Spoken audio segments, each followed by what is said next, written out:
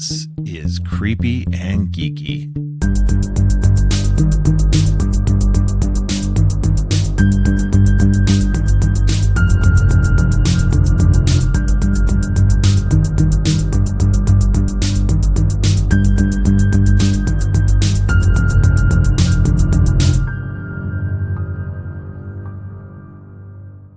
Welcome to Creepy and Geeky. I'm your host, Robert, and today I'll be starting a new series on 80s kindertrauma movies with new guest Katherine Silva, and we will be talking about Return to Oz and the Neverending Story. But first, Donna and I talked about the stuff we got into this last week. How's it going, Donna? Hey Robert, it's going pretty good. Not too bad, other than it's still too freaking hot. I think I'm gonna say that until it's like fall. Right. But kinder trauma, huh? I like this. Yeah. I like where this is Yeah. going. Yeah, actually it's interesting too because I was just, casting the net out on the interwebs, asking people, if they wanted to come and join for, what's your favorite double feature episode? And Hmm. Katherine Silva popped up and said, yeah.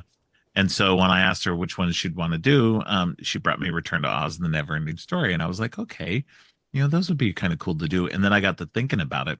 I was like, I could do a whole series on 80s, supposed kids movies that kind of were not like they wouldn't Oh, pass muster as kids movies these days. hell no. They were dark as crap in the 80s. And Return to so Oz had me fucked up for a good no, bit. Return to Oz kind of fucked up kids for like a lot of kids, which is interesting too, because I was 11 when that came out, which means you were 14 when that came out. It's So the still fact, weird, man. no, it's still weird and uncomfortable. And like, even now, I was just like, wow, I can see where that like fucked up a whole generation of kids. So, so I want to do a whole series on those kind of movies, just stuff from the 80s that were um geared towards kids, but Mhm. had that darker tone to it that were more horror centric in a way. So definitely stay tuned for Katherine Silva and I talking about those two, and we'll be getting into more of those really soon here.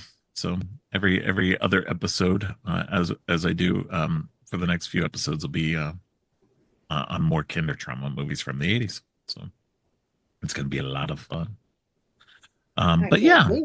yeah. So what do you got for me this week?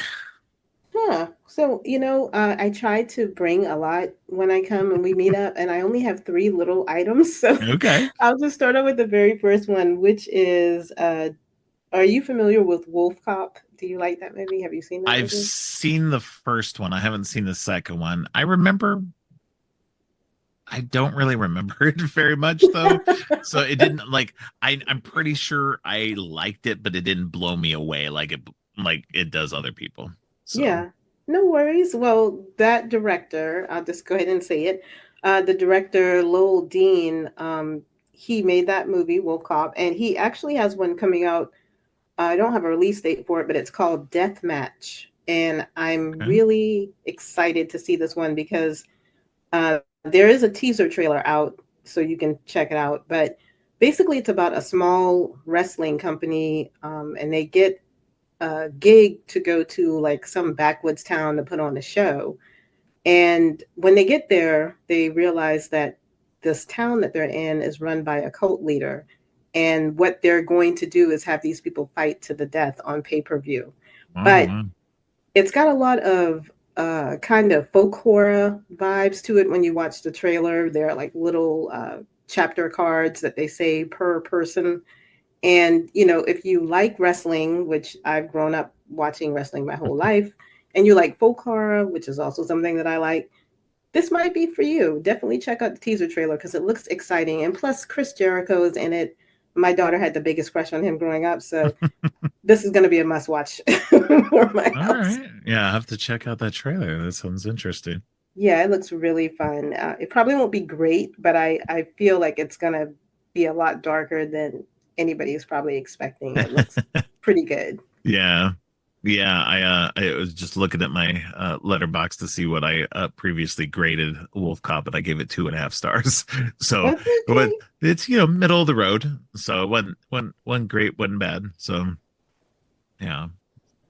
All right. Well, this week, of course, I went to the movies with my daughter as usual, and we went and Hmm. saw Twisters, the new sequel to the 1996 original Twister. Um, but this one's a it's a sequel, but there's n no real there's a couple of minor touches to the original. So Hmm. you know it's in the same universe without it being like where most sequels are like a direct sequel where it's like you see some character from the past or something like that. This has none of that. There's no characters from the original movie. And it's just but it's a lot of fun. That's Um what I was going to say. If it's a lot of fun, that's the best part about it. yeah, so Daisy Edgar Jones and Glenn Powell do a great job in this. Anthony Ramos is in it as well. So it's an interesting new update to the kind of while still being like very reminiscent of the last one. So there's no real big things. I mean, what could there be? I mean, technology's better, you know. So Mhm. Right. so what they're doing in this is a little bit different. So but other than that, I mean, it's still just people go running after tornadoes. Um so it's but it's interesting and fun in its own way. Definitely if you have any mild interest in it, I think it's definitely well worth a watch. I think he's a perfect person for that Oh movie yeah, anyway, because he just has so much fun. You can tell he's having so much fun when he does these roles. yeah, yeah. No, he's definitely coming up in that um like new leading man status, and it's taken him a Hmm. little bit, but I'm glad to see him, popping up. I just remember him from Scream Queens. So Yeah, that was one of my favorite roles of his. But you yeah, know, like you said, it's great to see him as this new kind of on the rise star. He's been in the game for a while. Like yeah. people probably don't even remember he was in The Dark Knight Rises for like 5 seconds. And Oh, that's interesting. Yeah, I did not remember that. he's the guy when Bane first gets to their little Wall Street and he's like, "There's no money here." And he's like, "Oh, really? Why are you here?" So he was the guy that said, "There's no money here." That's funny. And now look at him. He's everywhere. Yeah, no, it's a lot of fun though. So definitely go check it out because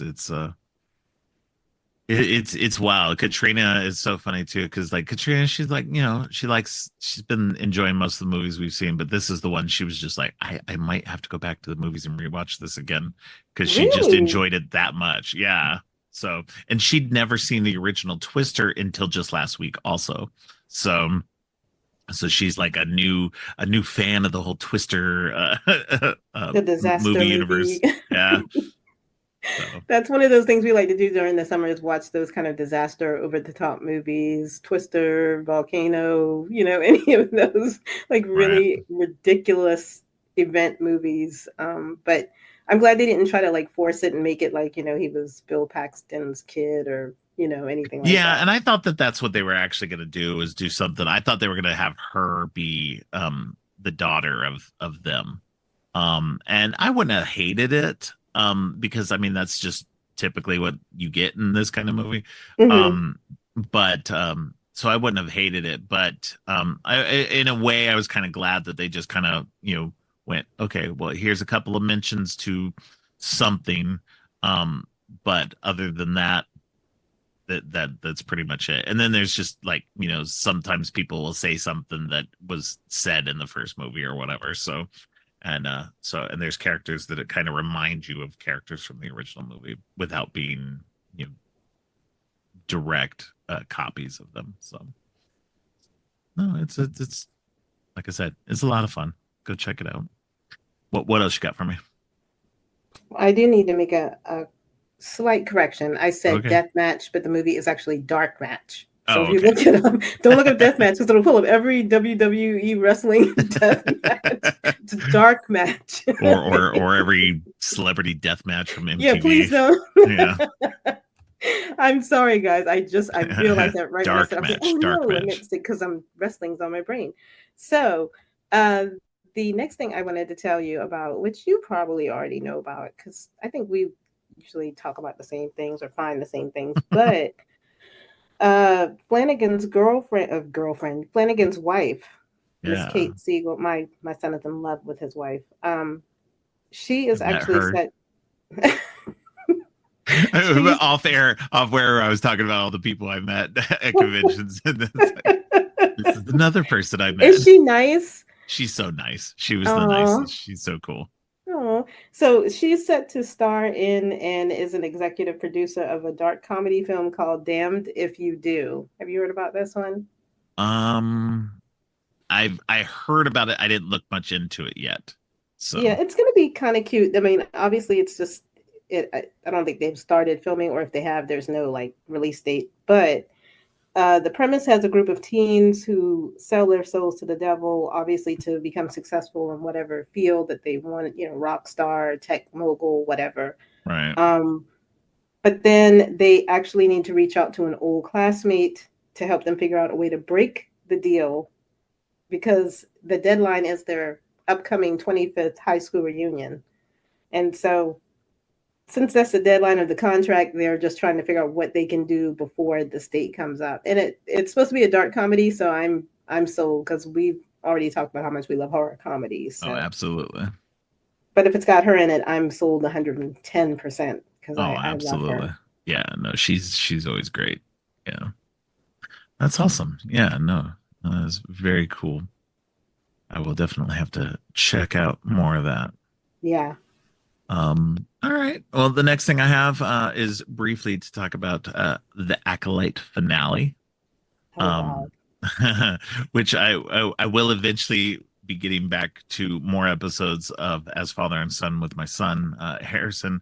Our schedules have just been so opposite of each other that it's been Mm-hmm. difficult to record.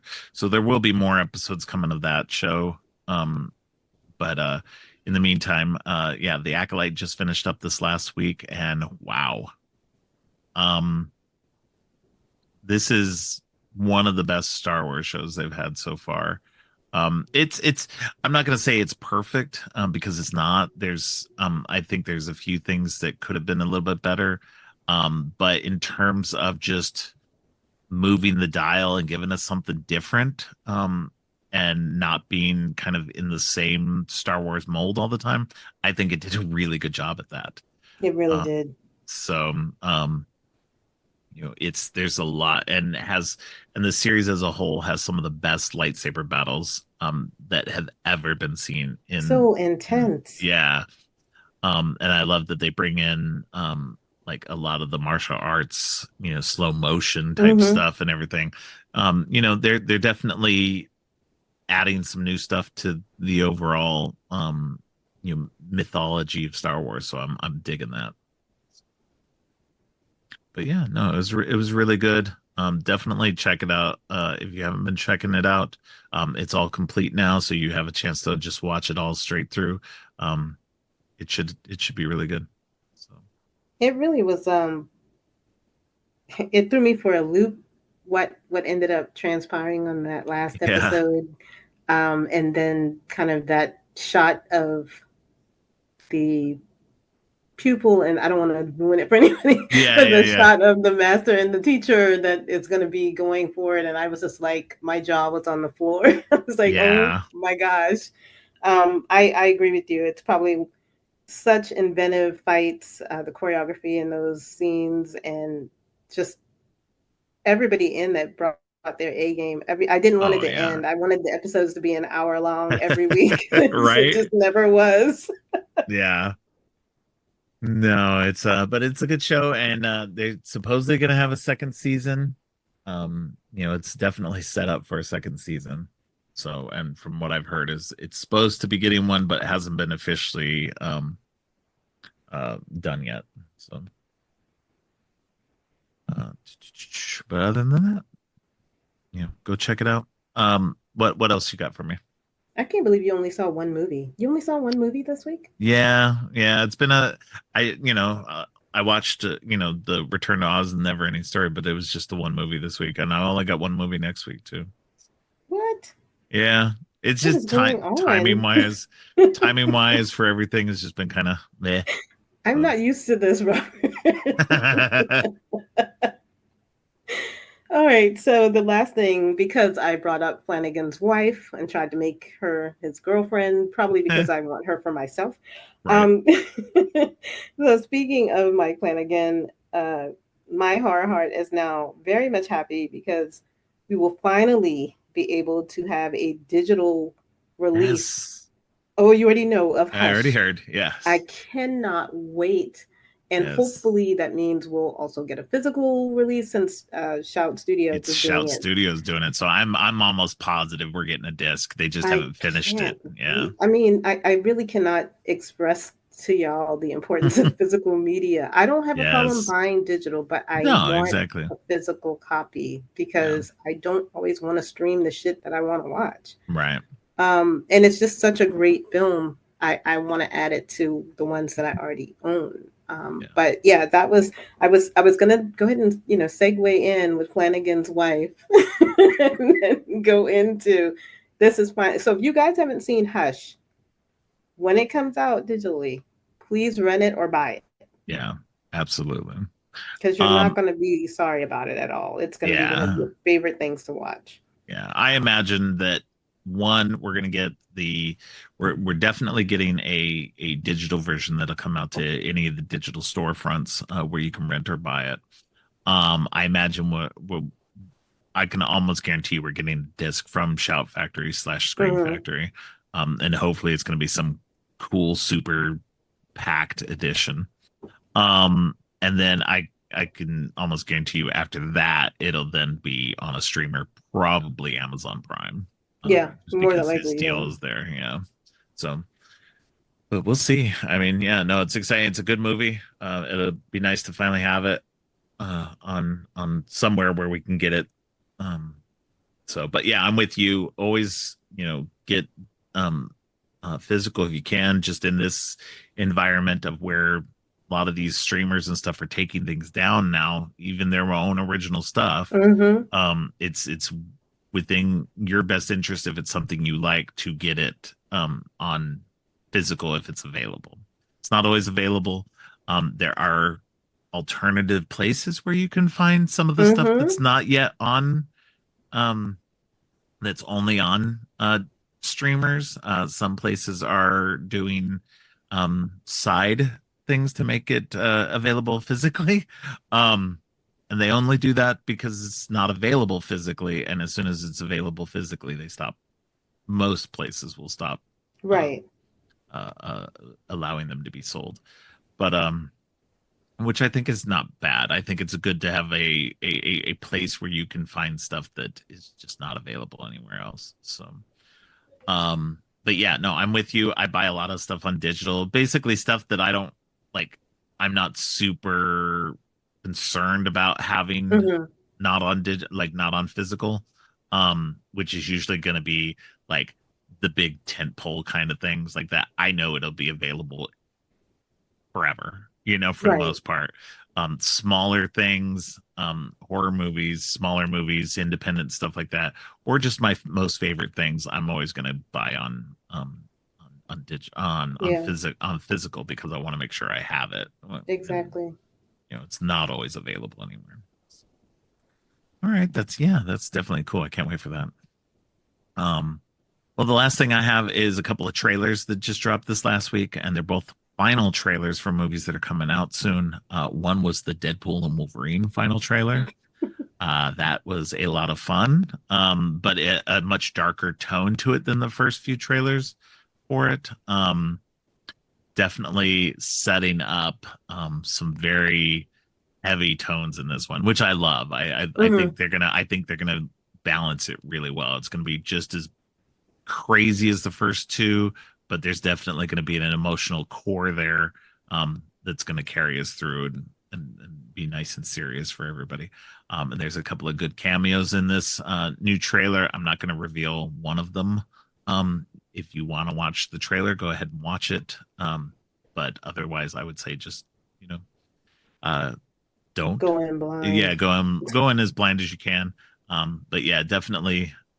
There's definitely. I have a feeling we're going to be seeing a lot more cameos in this movie than we've already seen. I think there's going to be a ton of different cameos in this. It's going to be a feast for the senses. Hmm. So it should be a lot of fun.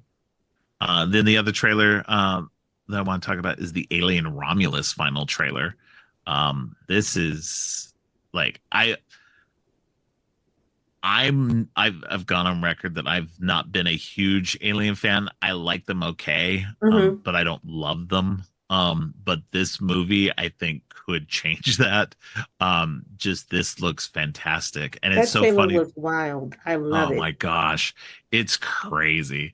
And I like that basically because it's Fede Alvarez, it's kind of like Don't Breathe in space. Yeah. Um, I kind so of got that too from the trailer. yeah, yeah. So it's just yeah, it looks like it's gonna be crazy, and it's so great that it's set between Alien One and Aliens. So it actually has that same vibe of both movies. Of both of them, yeah. Yeah, And that's the thing I love about it because it looks like it's got all of the suspense and pacing of the first one, but a lot of the action from the second one that everybody, because yeah, everybody typically likes Aliens more, but yeah.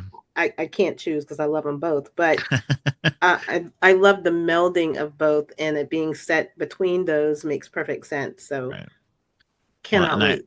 and I heard this last week also that the Alien TV show that's supposed to be coming, and I can't remember where it's going to be coming to. I think maybe FX. It is, yeah, FX. Yeah, it is going to be. It's tentatively called Alien Earth.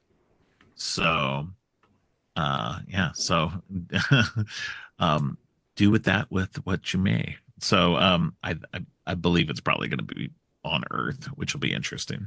So. There was that old comic book when Dark Horse had the Alien license that John Byrne did a one-shot comic book called Alien Earth Angel, and it was xenomorphs were on Earth in the 1950s. And then this small town had to fight them off, and it was interesting. Hmm. So yeah, it's really cool. It's like impossible to find now. It's just because it was like a really like simple one shot. I had it back in the day or like right after it came out, but when I ended up having to get rid of all my comic books before I made a big move, um, I that was of course one of the things that had to go. So but yeah, no, it's very, very interesting. So I'm hoping this new series will be pretty cool like that too. So all right. Well, before we move on to the rest of the show, why don't you let everyone know what you've got on your show this week? All right. Well, I haven't tried to figure out whether I want to continue Summerween until August, but if I don't, this may be the last Summerween episode, but it might not be. I'm a fickle mistress. I don't know. But I plan on talking about a 1982 classic, Death Valley. Um, I already talked about people visiting cabins. I've already talked about people going to the beach. I've already talked about kids in the neighborhood. This is a road trip that is Okay. very sinister and very scary. Have you never seen Death Valley? I have not. Okay. Well, you're going to be in for a treat. I'll just leave it at that. But it's a family on a road trip, and it is a slasher film on top Okay. of the family on the road trip. I think you would like it if you watched it. But that's what I'm going to be covering this week. And like I said, this might be the end of Summerween, but I might carry it forward into August. But the Olympics are coming, so I want to do some killer workout films. I think that's going to be the next set of films that I'll be Okay. doing. So we'll see. But Death Valley is definitely going to be the one that you'll be listening to, or that has already dropped by the time this comes out. All right. Yeah, that sounds cool. I will definitely have to check that out. All right. Well, I appreciate you coming on again every week. It's always a lot of fun having you on. And we will talk to you again very shortly. And until then, stay creepy.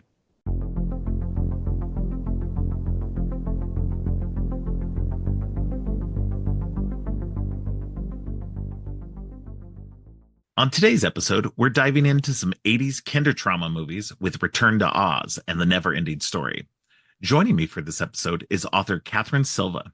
Katherine is a main author of grief horror whose latest books are Undead Folk, Lost Oblivion, and The Wild Fall. Her new book, Dead Folk, is coming out in August 2024.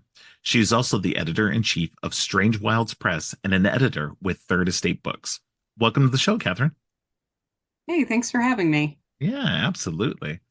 I reached out online as I do and tried to get some people to join in for my what's your favorite double feature series that I'm doing off and on.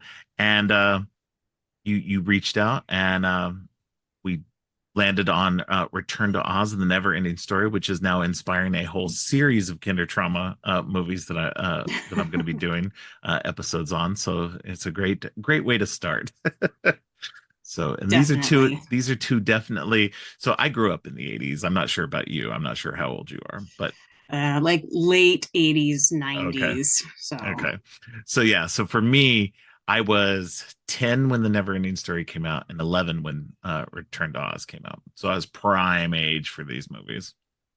And so yeah, these movies these movies were pretty heavy back in the day too. It was like, oh yeah. well, and the funny thing is because movies at that time, they were and I'm going to get into that with this series is that movies of that time were just this way. You know, we Mhm. were it wasn't like the like if these movies came out today, they would be like wild. Like people would just be Oh like, yeah. what is wrong with people making these movies and releasing them supposedly for kids? But back in the 80s, this wasn't a big deal. this is Yeah. this was normal.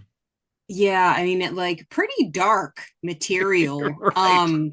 And I feel like that was a continuing thing in the 90s, maybe not as dark, but certainly traumatic. Yeah. Um and I, and I, then yeah. I think they lightened yeah, it up for the 90s a little bit. a little bit. Yeah, it got a little whimsical maybe. Yeah. But yeah, and then rewatching these just to refamiliarize myself with them was, a whole other trip because there's all kinds of stuff that you forget. Yeah. And things that you don't notice obviously when you're a kid and you look at them when you're an adult and you're like, hang on. Hang on a sec. Yeah, no, that's what's really interesting with these is that like I've seen Neverending Story off and on throughout my life. It was one of those movies that I rewatched pretty frequently as a kid, and then into adulthood. Not sure if I showed my kids the Neverending Story. I'm sure I did. And I know my kids watched Return to Oz. Although I don't believe I've seen Return to Oz since I was a kid. So I think they watched it like kind of outside of myself. I was like, here, watch this movie. I don't want to Mhm. rewatch this. Yeah. Um, but it was funny though, revisiting both of these is just like, yeah, I don't like showing these to kids, like my kids were fine, but um but showing these like a wide release like these were, um I don't think they would do well. And to be fair, they didn't do well in the 80s either. So I mean Return to Oz did okay, but Neverending Story didn't do well until it came out of video. Yeah. So it's interesting that their cult status for both of them was really more about on video, and that speaks a lot to a lot of movies of the 80s. Mhm. So Um, yeah, I mean, there's a lot of things like that where they didn't perform well in theaters, and yeah, then VHS just like opened the gate for us to perpetually rent them over and over and over, like right. the little fiends we were. And like for instance, I I'm not going to call myself a disturbed child, but I rented Return to Oz way too many times as a kid, and my brother hated that movie. It was like a little bit of torture every Right. time we had to watch it, and but I inexplicably just was drawn to it. So Right. So we watched it a lot. Yeah, I know I definitely didn't watch that one a lot. But yeah, let's go ahead and start with Return to Oz. Like I said, it came out in 1985. It was a it it it kind of grew kind of both as a not direct sequel and a direct sequel to the original Mhm. 1939 Wizard of Oz. They kind of had it. They did it more of a straight adaptation of the books Yeah.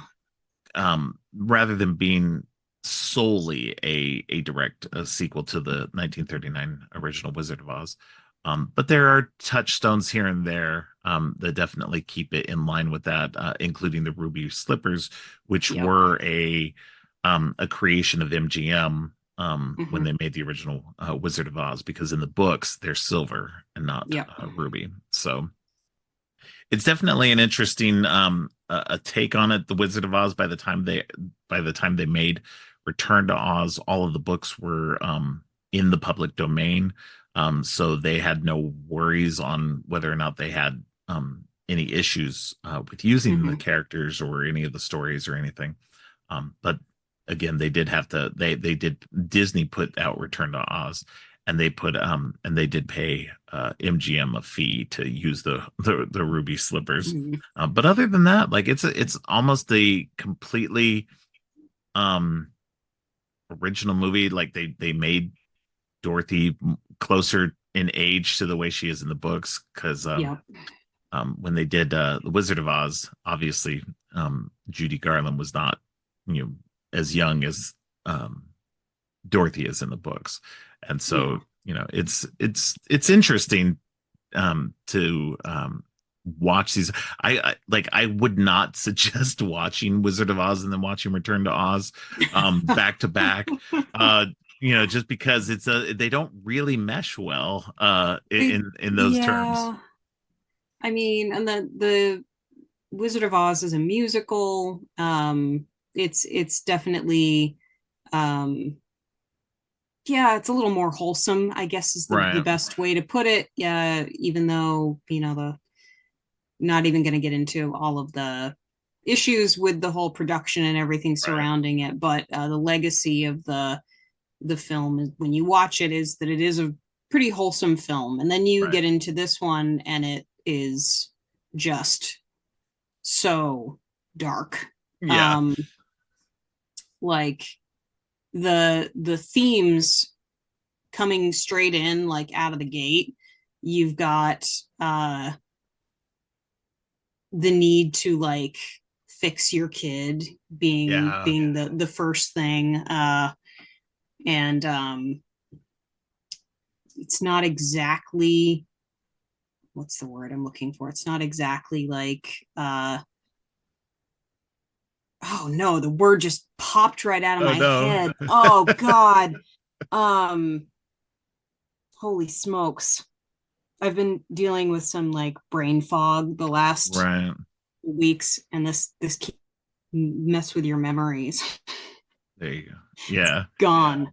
The word is gone. No. um but that whole theme of like this early turn of the century, very steampunk um way of like fixing your kid by running electrical currents through their head.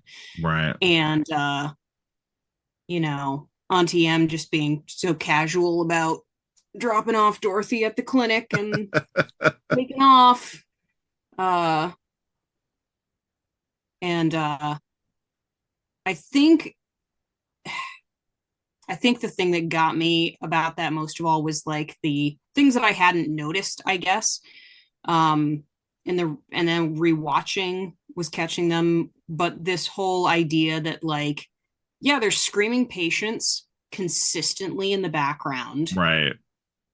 Uh, and there's just this one liner from uh the mysterious blonde girl who comes to save Dorothy, and it's, oh yeah, like the patients that they messed up on are in the basement, and you're just Yeah. like, what? Yeah. There's some really dark stuff in this. And that's before we even get into the fantasy world of Oz. Yeah. Just yeah, there's like the whole like weird like yeah, giving her shock therapy and putting her inside of an asylum basically. Um it's just it's really weird. And the implications of and don't get me wrong, Wizard of Oz had some dark moments. There's definitely Mhm. some dark tones in it once in a while, but it's definitely more of a lighter movie, especially with the music and everything. We don't tend to see the darkness as much in the original, whereas this one is so dark almost all throughout it, and there's no real lightness in it. Like even the humor that they have in this has these weird dark tones to it as Oh well. yeah. And yeah, Awkward. with this opening sequence of um with this in this, I'm assuming some kind of asylum style thing. You're it's just it's weird. And I mean it speaks to a lot of what was going on in the early, in that turn of the century, Hmm. 1800s to 1900s, with medical experimentation, and just the way that, nowadays we would see people as being, of having, schizophrenia or borderline personality disorders or something else, where I mean back then they'd just be fully locked up rather than dealing with Yep. these people. And at least we've had these medical advancements, so that at least we can understand this can be helped and treated and stuff. But back then it was just like, let's put them all in one building and let's, experiment on them. Let's give them shock therapies and lobotomies and That's the word everything I else. was looking for. Okay. God. Um, yeah, But yeah, like it's so bizarre. Yeah, go ahead. no, well, I remembered the funniest thing was just that Dorothy's all I can't sleep since the Yeah. tornado. It's been 6 months since the tornado. And Auntie M is basically like, yeah, you can't sleep and you're useless to me Yeah. because you can't sleep. And that's the reason that she takes her to the Yeah. asylum. And you're just Yeah. like, child labor? Yeah. Not That's your to reasoning? not to help her in her like mental, like, health issues, but because, oh well, you're not very much used to me, Uncle Henry's over here like complaining about his leg, which is obviously healed. He's just milking it now. And I mean it's like that. she's so like she's so hateful towards everything. Like, and Yeah. I get it, the farm's falling apart and everything, but it's just like, I don't know, maybe, I don't know, gets come. But again, it's Piper Laurie, so I mean, I don't know what we expected, Yeah. being But Margaret White. But the other So thing is like Auntie M kind of gets a bad rap. Like even in the original, she's kind of like the you love her, you hate her. She, says the dog has to go with right, and in this one she's the one that takes Dorothy to get right, shock therapy. So there's no real way to like super love Auntie M. right. She is a Um problematic character for sure. she's yeah, she's got to be the instigator. Yeah. um I do find it but yeah. interesting. There's this underlying like thing to think about that, and they do it in the first movie and everything like that. They play it off as, oh, well, it was just this dream. You hit your head, you had a dream about this fantastical world of Oz. And, throughout this movie, I was just thinking about it too, is that this is literally going to be the same thing that, and maybe it's true. Maybe she gets knocked out Hmm. and she has these fantastical dreams that she believes in, and that this is some kind of psychosis for her in some way, that she just can't let go of this. And even though it's not necessarily real, like, and that's what it makes the Oz movies, and I've never read any of the stories, so I don't know how much they parallel, but at least in terms of the movies, they do make you as an audience member, or at least they made me as an audience member question the reality, whether or not these are in fact Yeah. just weird fever dreams of hers, or is there another reality where she's It's going to?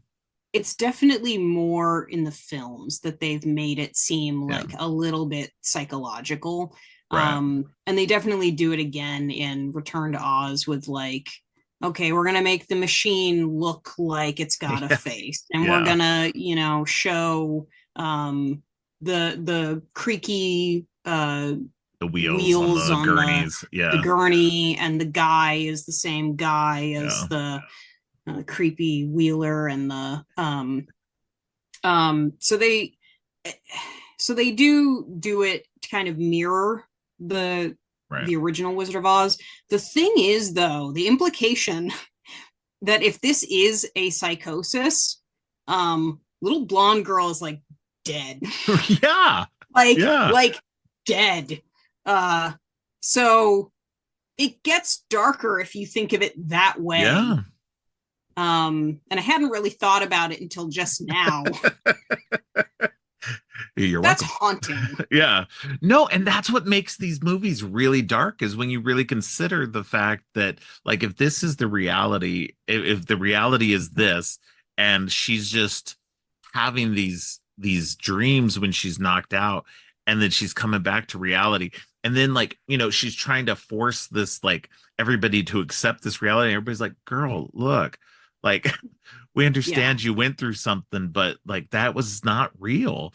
And to be fair, I mean, I think many of us in our world would be doing the same thing. We'd be like, all right, come on, you didn't really go to a place called Oz, so it's Sure. it's really kind of it really does put these movies in a weird context. And I think more so by watching Return to Oz than having watched Wizard of Oz, because Wizard of Oz, I don't know, we can kind of go along with that fantasy a little bit more, but with Return to Oz, they're Yeah. really putting it in your face that this girl may have mental problems. And and this whole extra story that we're getting through here is just this fantasy that she's concocting for herself. So Well, yeah. And what's really hard is you think about kids and imagination yeah, and fantasy and creativity, and you're like, yeah, they're a kid yeah, and they're doing kid things. They yeah, have an imagination. It's a little wild, sure, but like, could they grow out of this? Yeah, right. bet you they could, with some like hard farm life and the Right, rest of it. Probably not gonna hold on to the Oz delusion right, with, yeah. Over time, so yeah, it'll go away. if they had just left it alone. Yeah, But the other thing I noticed, that when watching this with Neverending Story, there is also that same theme in Neverending Story, where the dad is like, you got to keep your feet on the ground. yeah, yeah. And it's this whole expectation that like kids need to grow up, even though Well, they're like kids being kids. right. uh Well, and it felt like a weird thing in the 80s too. It was like, people being like, we're getting these fantastical movies and we're getting like and in the 80s, being a child of the 80s, we I was that was an era of fantasy. mm-hmm. In many different ways. It was the era of the Saturday morning cartoons and we just there was so much going on that they catered to kids in this way and wanted us to, you know, it like kind of invest in the fantasy, but at the same time you're being told by these movies and by real life in general, you got to grow up, you got to like get rid of these fantasy things. At a certain point you can no longer have these childish things, and that is interesting with both of these movies. It's like, no, we're not dealing with that. You got to put your feet on the ground and Yeah. yeah, It's a theme because that's how the adults react. The yeah, movies themselves do push you to like indulge in your fantasies, yeah, which is a for really sure. good theme. It's funny that that's like, yeah, let's show these adults being like rigid assholes, and Right. because that's how adults are in the 80s, Oh yeah. or the 1899. Yeah, so it's it makes for an interesting double feature for sure. And then plus we are with both of these, they're both movies based on books. Mhm. Obviously Return to Oz was based on a couple of the Oz books. And the Neverending Story was based on a book of the same name. And it's really interesting to get these two, and because I mean that was kind of the era of it. I mean, we got lots of adaptations of books, um like The Secret of Nim, Mhm. and lots of stuff in that vein, throughout the 80s. And I mean pretty much before and since, but I don't know, the 80s just seemed to be this weird era for it. um Mhm. but Return to Oz is interesting because we get this, she once she does get into the land of Oz, it's a much different um version, a much darker version of the Mhm. world that we had been in before. Because in the original Wizard of Oz, it's this technicolor, you know um dream world filled with Mhm. super bright colors and everything. And they even make a whole point of, in that movie, for anybody who may not have seen the Wizard of Oz at this point, because in the 80s it was a guarantee you'd seen it at least some point in your life. But nowadays there's so much to watch. There's probably some people who haven't watched it before. Mhm. But in the original Wizard of Oz, it goes from the reality of Kansas that was filmed in black and white to the Technicolor, um, um, uh, Wonderland of Oz. And so it's interesting that they kind of didn't go that route, which I'm kind of glad they did. They're trying to make their own path in this, but it's in a lot of ways because Wonderland, or because Oz has been um transformed into this much darker place, that it's very similar to her own reality in a lot of ways. So Yeah. I think Yeah, that was a like better way to go. it's it's weird because it's like apocalyptic almost. Right, It's a little like dystopian, post-apocalyptic. Yeah, and it's like dystopian Oz, which is kind of cool. yeah, Um and also just a little scary too. right, But the thing that's almost immediately noticeable is that Dorothy gets into Oz and has this like vast knowledge of almost every single part of it that right, um I we didn't obviously get that in the original Wizard of Oz. Like Dorothy didn't see all the parts of Oz right, in that movie. In the book, she visits a lot more places right, and sees a lot more things, and so it's apparent that they're definitely pulling more right. from the book. And so it's like it's familiar and it's also weird Yeah. in that respect. um because you're kind of like, yeah, this seems familiar, but then like lunch pail tree, what is Right. that? Yeah, um and Deadly Desert, like yeah, that's super sketchy. Okay. yeah. um but seeing the dystopian Emerald City is definitely like one of the coolest Oh yeah. things. And the And broken the yellow brick road, and broken yellow brick road is cool. yeah. Yeah. No, and that's what makes it kind of fun in a way too, is that you take this, like, going back and revisiting this, is as much as it's a dark reality in the land of Oz now, it's interesting to watch it unfold, because it does have that dystopian kind of post-apocalyptic aspect to it that you're not really prepared for, and that makes it enjoyable in a lot of ways, because it's so different from the original Wizard of Oz, and that they took Mhm. this chance at going, because they didn't have to do that. They could have made this so easily into just an easy cash grab sequel, and just did a very similar movie to the first one, um and would have been nice and easy. But they went a much more dark route, and it makes for um an entertaining um sequel that is, that takes a lot of chances. So but yeah, but we don't have any of the familiar characters. Scarecrow, Tin Man, and Cowardly Lion are all, not seen anywhere. We find out that Scarecrow's been captured and that the Tin Man and the Cowardly Lion have been turned to stone Yep. through the course of this. And she meets, some new friends along the way. But she lands in Oz, and instead of having Toto along with her this time, she has her chicken Belina, Yeah. which was an interesting choice. Yeah. And this is where I don't know enough about the Yeah, story it's adapted from to know if the chicken is part of the story. I yeah, would assume so. I would think so. Yeah, Um, but it's also a little weird that like, yeah, the chicken is is there suddenly. right. And but talking chicken, it's fun. I'm with it.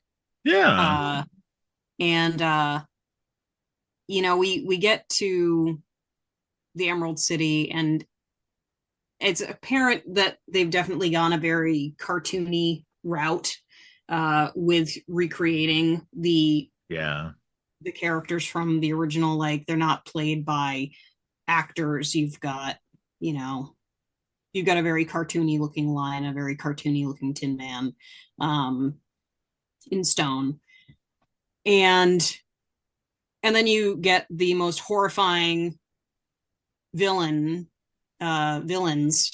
imaginable immediately yeah, that will haunt children for decades. The Wheelers yeah.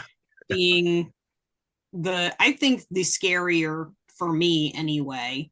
And then Princess Mombi being the one that scared my brother to death, Yeah, and he just couldn't watch it for that reason. that's funny. Yeah, I mean, I don't remember being scared by this movie when I was a kid. I remember it being dark, but I don't remember being scared by any of it. But definitely the Wheelers were definitely and for me, the Wheelers have never been that overly frightening. They're freaky for sure. But Princess Mombi I could see being very scary, just walking around without a head and having all these interchangeable heads and stuff. Yeah, and that I don't think the darkness of that necessarily occurred to me as a kid. I wasn't thinking like, oh yeah, it's all this, they talk about the headless statues and the fact that that's where all of her heads come from, and I never Right. really put two and two together to realize that yeah, she was just like chopping off Right. heads and sticking them in a case. And um but what really got to me, I think this is because I do not like clowns or clown like things. The Yeah. Wheelers have this laugh, and it is the most demented, like not okay laugh Right. that is extremely clownish. And that is partially the reason that they've stuck with me for so long. But Right. also they have this thing, and it's only seen in one scene. They didn't do any more of it, where they communicate to each other in these like weird bird calls. Yeah. And you're kind of like, what the hell is that? Like, Right. and then it doesn't happen again for like the rest of the movie. Right. And you're thinking like, oh my God, they're like birds, but like guys with wheels for hands that are dressed like clowns, Right. um, and laugh a lot. And I don't like it. Yeah.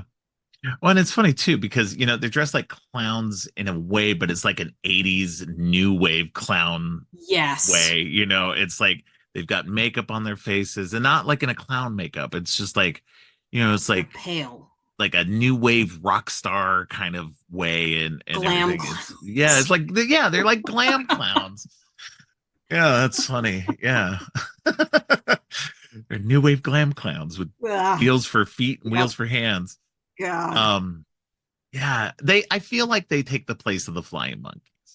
they There's do. very much everything in this has correlations. Belina is the new Toto.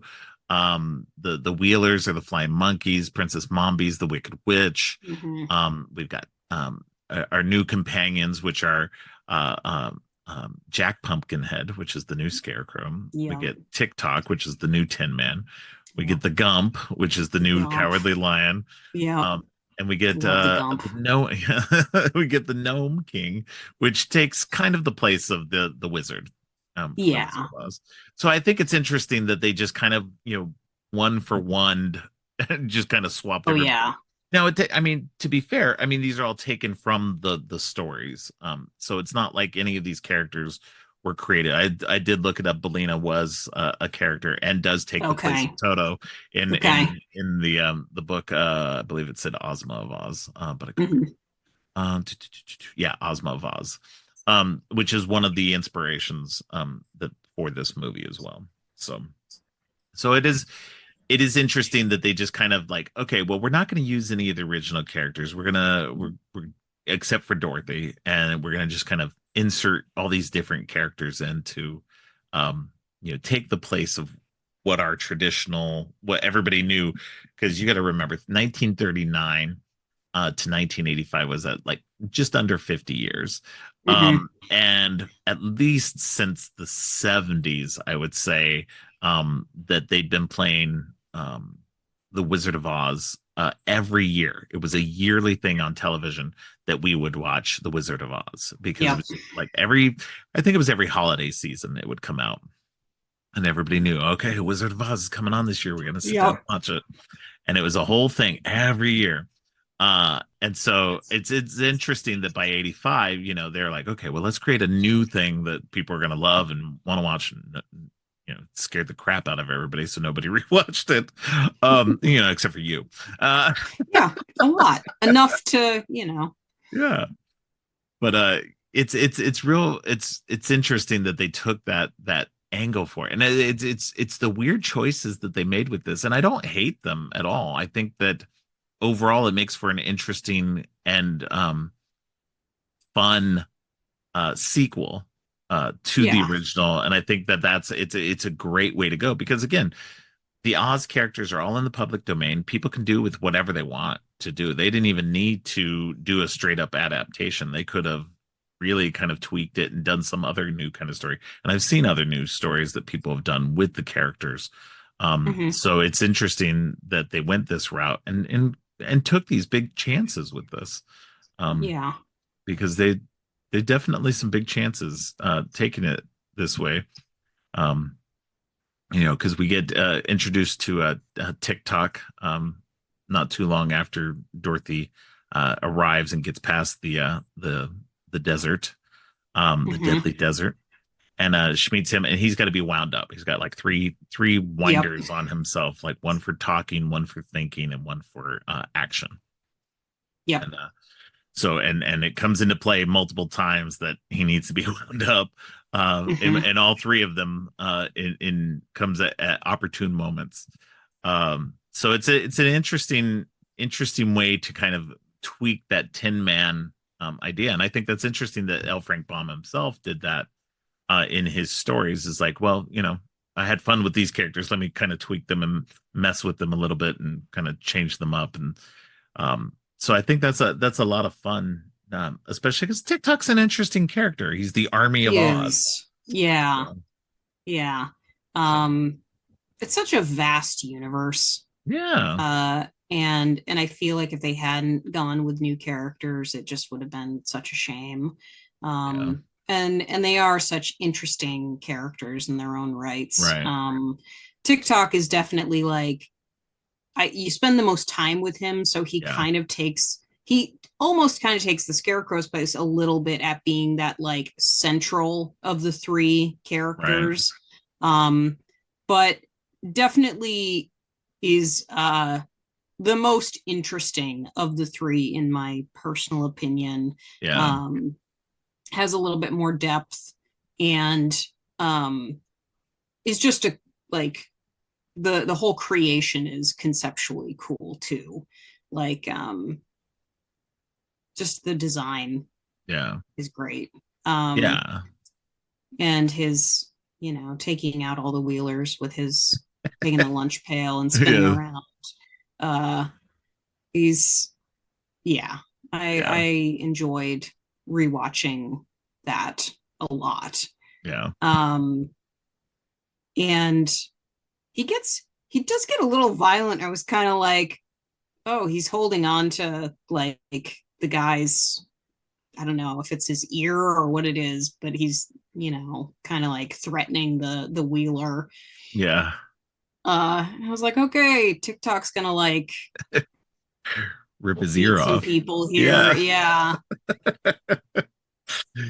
Yeah, no, it's definitely, yeah, he definitely takes on that and he takes, it's so funny too because whereas the Tin Man wanted a heart to be, to be alive, that TikTok doesn't. He even says in there that he revels in his lifelessness, Yeah. Yeah. that he's perfectly fine with being lifeless. So I thought that found these things so much more interesting. And then like when we meet Jack Pumpkinhead, that he's having her check him for spots because he's newly created and he's very aware that he is a creation, and that he wants to be able to see more before he spoils, before he rots. Yeah. And so it's this interesting, like, taking, making sure you enjoy what you have out of your life type of thing. And it's there's so many, like, it's like spinning the original concepts of these characters, and just kind of changing them in a lot of ways, um Yeah. that I found very interesting. Yeah. I I used to love the character of Jack Pumpkinhead when I was a kid. Hmm. I think more because he's that like goofy kind Yeah. of jovial character who's kind of bumbling and silly, and I rewatched it this time last night and I'm like, man, Jack Pumpkinhead's annoying. and Kind of is, yeah. and I think what it was, it came down to the whole like, can I call you mom thing? And I Yeah. was and I was just like, all right, okay, buddy.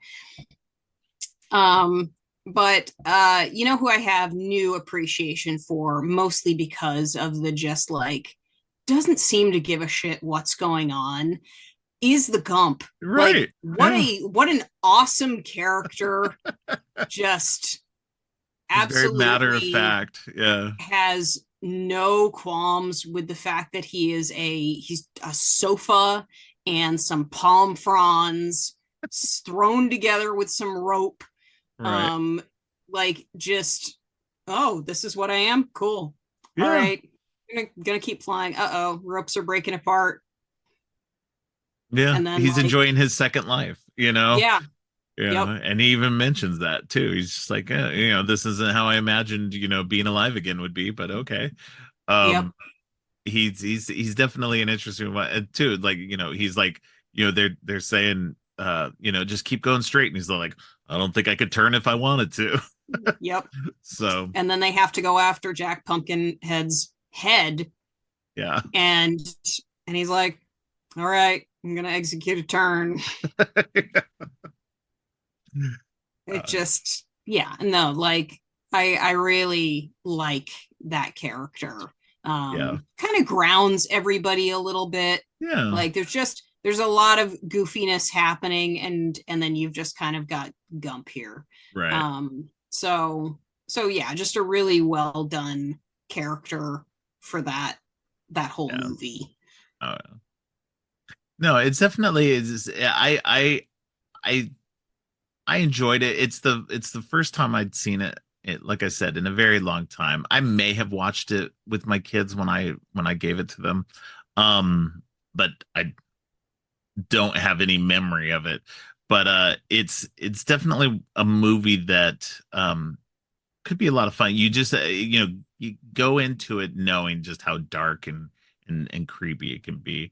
Yeah. There's a lot of 80s era kind of special effects. You've definitely got the animatronic stuff going on. Um, Hmm. and you've got some claymation going on with the rocks that keep creating their Yeah. faces. um and then the Gnome King, it's so funny to watch the Gnome King, because when they finally meet him, he starts out as the kind of the claymation style, and then as he continues throughout talking to them, he gets more and more human until it's Hmm. literally just the guy, just painted Yeah. gray. um and and it has all kinds of makeup effects on and everything, and so it's this weird process, and I dug it too, because like as I'm sitting there watching, I'm like, wait, getting more human like. um and it took me a second too, because I was like, wait a minute. um Yep. so it definitely is very enjoyable to watch in that way of watching, like, and don't get me wrong, some of the effects don't hold up, but you got to take Yeah. it for what it was, 1985. Sure. Those were pretty good effects. They're, um yeah. yeah. So Yeah. it's a lot of fun. It's it's, I don't know, it seems to resolve a lot quicker. Like there's a the resolution is really quick. It feels like they reached a point where they're just like, okay, we need to finish this movie. um Yeah. but No, yeah, go there's ahead. a pacing change that Yes. definitely happens. Um, and I don't want to miss going into this detail because Yeah. but with Mombi, Yes. before we get to the Gnome King, Yes. Yes. Yes. there's that whole castle scene with the inside and all the architecture and everything, which is Right. super weird and um, over the top. Right.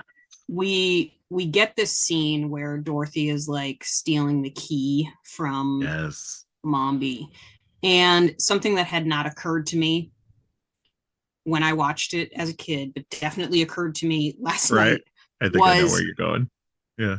the snoring. Yeah. How is she snoring when she doesn't have a head on? And I'm like, yeah, okay, she's snoring, she doesn't have a head on. Is it just like coming up out the The neck hole. Yeah. yeah? And it's like, oh my God, that's scary as hell. Yeah. Somebody was thinking about that when they made that scene. I'm hoping they were, at least, Like, like I hope they weren't just going, God, no, let's just have her snoring. Who cares? We don't care about the mechanics of it. no, it just like, and then having all the heads screaming and Oh yeah, man. No, but there's some we, wildly scary stuff in this. Like when you really think yeah, about it, like if you had seen that as a kid, like I had, you would think that this was just like scares all the headless heads, or all the bodiless heads just hmm, screaming, like as you're running through this dark hallway. And there's so many instances of that, of just like these very scary moments, like, or like these very creepy moments that could definitely scare, I would think, younger children for sure, if they weren't yeah. prepared for it, if you didn't grow up in the 80s and had already been exposed to a lot of weird scary crap. So like um, life. yeah. Uh, it just so that was just one thing that I'd wanted to talk about because it hit me last night. But the other thing was they land on the mountain pretty quick. They're flying over the deadly desert. They escape Mombi's castle. They fly over the desert. They land on the mountain right in front of a cave, Right. even though, oh no, sorry, it's mountain breaks apart, whatever. They fall in. Um, this whole part goes by really fast. Yeah. Um, and um, and I do like the whole like Gnome King is kind of playing a game, likes Yeah. to make it fun. He's a psychological, scary ass villain. Um, Right. and he's trying to become human. And I don't, Yeah. that's where I'm like, why? Mm-hmm. Like, what do Yeah. you get by becoming human? Right. Because you did all of this as the Gnome King with the ruby slippers, which that was, I'm just going to say it was a funny reveal. Yeah. When he just pokes him out Yeah. and then keeps sliding him back in, pokes him out, slides him back in. Check out my neat shoes. Here we yeah, go. yes, it's very glam. Yes, I mean, again, this just Yeah. goes into the weird. Like, there's some weird glam moments, like when Yep. Princess Mombi puts her head back on, and it's her original head. She's got Yep. on a lot of very glamish makeup too, and the Yeah. hair's more colored and everything. So it's very much like the villains of the piece are like, and it's almost kind of like maybe I don't know if they're trying to say this, but maybe they're just like, oh well, the new '80s glam stuff is evil. Yeah. So I don't like, know. it's weird. There's It's a a very weird there's a possible commentary glam there. thing going on, and there's a lot of steampunk stuff going Yeah. on. So yeah, an interesting mix. Um but yeah, he plays this whole game with them. He has them go into the cave to go through his item collection Yes. and see if they can find the scarecrow. And with every person that fails, he gets more and more human. Yes. Okay. So And that's what it was. Yeah.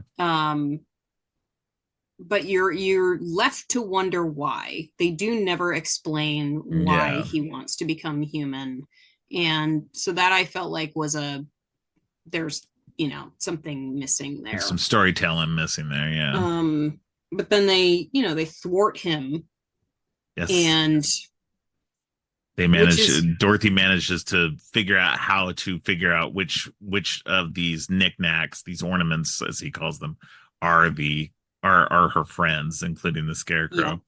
And once she figures that out, he's like, well, no, you're not going to get to play the game by the rules that I said. I'm going to stop you. And it's like, dude, come on. You made the rules. She's playing by them. And he very quickly just is like, all right, this is over, done. And that's the part of the story where you're kind of like, all right, somebody was like doing this in the background. Like, okay, guys, like, let's go. Yeah. So yeah, the resolution is climax is pretty quick. Yeah. They had certainly been spending the entire movie talking about why they needed to find the chicken. Yeah, they There's did a lot not, of the gnome and the gnome king and his gnome people were very afraid of the chicken. Yes. Lots and lots of energy spent discussing, is the chicken there? No, the chicken's not there. And then a whole scene of Mombi running over there to tell him that the chicken's there, and then doesn't say it at all. It's so funny too. And like, because then Belina drops an egg, which she hasn't been able to lay an egg the whole movie. It was a whole thing. And then she drops an egg into his mouth as she's being dangled over his mouth while she's in Jack Pumpkinhead's head, where she's been hiding for a while. And so this egg drops into his mouth, and it apparently poisons him. Apparently, eggs are poison to the gnome king. And again, I don't know what that's really trying to say. Yeah. Are we trying to say eggs aren't good for people? Eggs aren't good for rocks. Yeah, don't get me wrong. Eggs were pointed out as a high cholesterol item back in the 80s. So I see what it is. And it was like the anti-egg people were trying to really put their point in there. Stay away from that egg salad, kids. Right. Yeah. So it's very bizarre. There's some very bizarre things going on. It's in keeping with water being the thing that would defeat the Wicked Witch. It's just some weird, random, natural thing that would defeat a villain that wouldn't hurt anybody else in the real world. So it's definitely a fun and interesting way to end it, even though it does, like you said, it does end very quickly. It does feel like they were just like, okay, you guys got to pick up the pace. We got to finish this story. You guys are taking too long. Let's resolve it now. So yeah. And then not to mention that the largest, scariest thing that happens story wise in the real world happens off screen, which is that the clinic burns to the ground, and Yeah. everybody inside of it gets out somehow. Yeah. Except for the doctor doctor who ran runs back in back for his in. machine. Yeah. Like, and you're kind of like, they got all the people in the basement out, right? They did. I'm hoping so, but that's not really explained. But it's Except for interesting the too, little though. blonde girl. It's yeah, but it's interesting too because then at that point you see the nurse being taken away by the police in Mm-hmm. their little wagon there, and I'm like, but what did they get her on for? I mean, I'm assuming for letting like for the girls getting out, but the girls got out on their own, so it wasn't like Yeah. it's so It's bizarre. It's like it does not explained either why she's been arrested and caged. it's not it's not explained. It's also like, what about all the other guys? What about the gurney wheeling Yeah, dudes? the Are they orderlies, in yeah. there too? Do they Right? have their own little separate carts? Like, who turned tail and like gave up everything? Yeah. It's Uh, it's such a weird, bizarre ending too. Like, you know, yes, it's and Auntie M's there, like, oh my God, thank you. I'm so glad you're alive. And Uncle accepting no Henry, responsibility. right? And Uncle Henry's running around, he throws his cane to the side and he's carrying her like fully strong after that point. It's like, all right, dude, you have been faking it. Like, Yeah. Yep. yeah. Also built that house pretty quick too. Yeah, I did. Yeah. I mean, I assume some time passed, but like Yeah. the house was like done in the next. Yeah. And then at the very end, and we didn't talk about it, but like Dorothy, while still in Oz, she clicks her heels once she gets the ruby slippers again, and she restores the Emerald City and the land of Oz back to the way it was, and pulls the and while everybody's like, oh, you should become the Queen of Oz, and realistically, I mean, she probably should be. People on Earth don't seem to really care about her that much, Yeah. not as much as the people in Oz do. And so, but she says, no, I can't. I've got to go back home. But you guys will always be my friends. But I wish I could be in both places at once.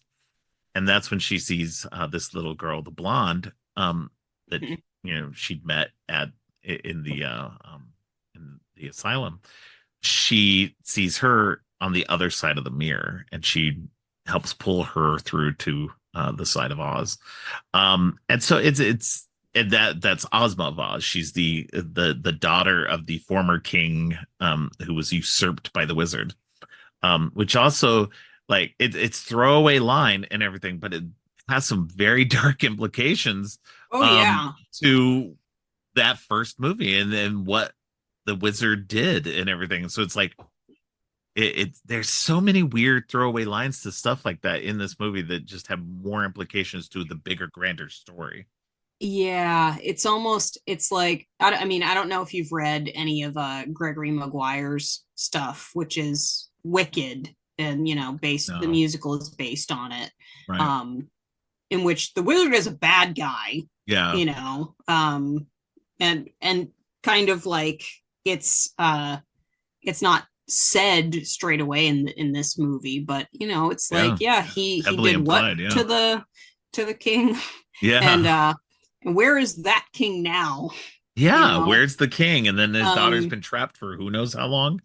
Yeah. So it's somebody needs to make a sequel of Oz, clearly. Well, and then once Dorothy is back in Kansas, that she looks at her, she's looking at her mirror and calls for Ozma, and Ozma appears with Bellina. I didn't realize Bellina stayed back in Oz until that moment.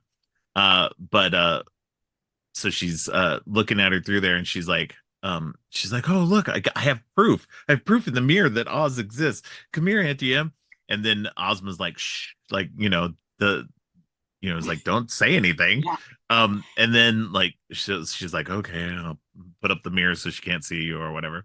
And so it's just like, it's this, again, it goes back into the implications of, is this reality? Did this actually happen? Yeah. Or is she still have this fantasy world stuck in her head and that she's still suffering from? if it's reality, like Ozma, what the fuck? Right? Like, dude, like help a just girl now, out. like, no, Yeah. we can't let them find out. Don't know why. It's Yeah. not like NEM or Uncle Henry can, do anything about it. It's Yeah. But wouldn't that be crazy? Like, especially because, like, obviously, Auntie M and Uncle Henry are sure they're doing okay, I guess. But like, wouldn't they have a much better life if they all went to Oz? oh sure. And like because Dorothy's a hero there, a hero twice over now. Mhm. And so her and her family would be treated like royalty there. Yep. And so it's like rather than living your hard life in Kansas, just go to Oz and enjoy a much Yes. more easy life there. Abandon So the reality. exactly, just like let's all abandon reality. So it's definitely an interesting movie. I think it's definitely worth watching, especially if you are a fan of The Wizard of Oz. I think it's worth checking out. Because these books, this story is more close to the books. And so which is interesting because the you wouldn't think books from the early 1900s would be that dark, but especially children's books, but you know life was hard for children in the early 1900s, so as Yeah. depicted in this book. Yeah. So but yeah, it's definitely a an interesting movie to put out in the 80s for kids. Because again, by this point in the mid 80s, though, we'd already been subjected to quite a few of these kind of movies that were a lot darker than people had seen before and had seen since as well. Because, like we said, the tone started to lighten up again in the 90s. So, but yeah, if you don't have anything else, we can go into the Never Ending Story, which actually Yeah. came out a year before in 1984. It's Mhm. actually a German production, directed by Wolfgang Peterson, his first English language movie. So there's definitely, it was filmed in Germany. There's a lot of stuff that's there's some German actors in it, and there's a lot of overdubbing for a lot of the characters, Yeah. which was I a think which the which was a weird authors choice. too. Pretty So sure the author is. I think the author is yeah, German yeah, also. Michael So End. Um, yeah. he the book was originally made in Germany. And he was not a fan of this movie. He actually tried to have the production stopped because they changed one thing at the end. The story is largely the same except for the ending. And Hmm. this movie actually only goes through about halfway through the book. Yep. So and the premise of this kid is, like we mentioned earlier, he's his dad is like, his mom has died at some nebulous time Hmm. previous to this. Seems like it's recent. Because he's still just kind of like depressed. The dad's just like, look, we got to move on. You got to get your head out of the clouds. Keep drawing unicorns in class and your teachers are concerned. It's like, kid probably needs therapy. Um, Yeah. but therapy, for kids wasn't a huge thing yet in the 80s. It was getting there. Um, but it's it was just it's,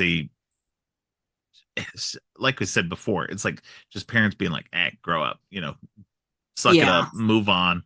Um, and the kid just he wants to live in his fantasies for a little bit longer. He's like, what, maybe 10 years old? Um, Yeah. and so he on the way to school, he gets hassled by some bullies, and he runs into a bookstore, and the guy who runs the bookstore is like, get out of here, kid, all we got is books. We don't got any video games in here.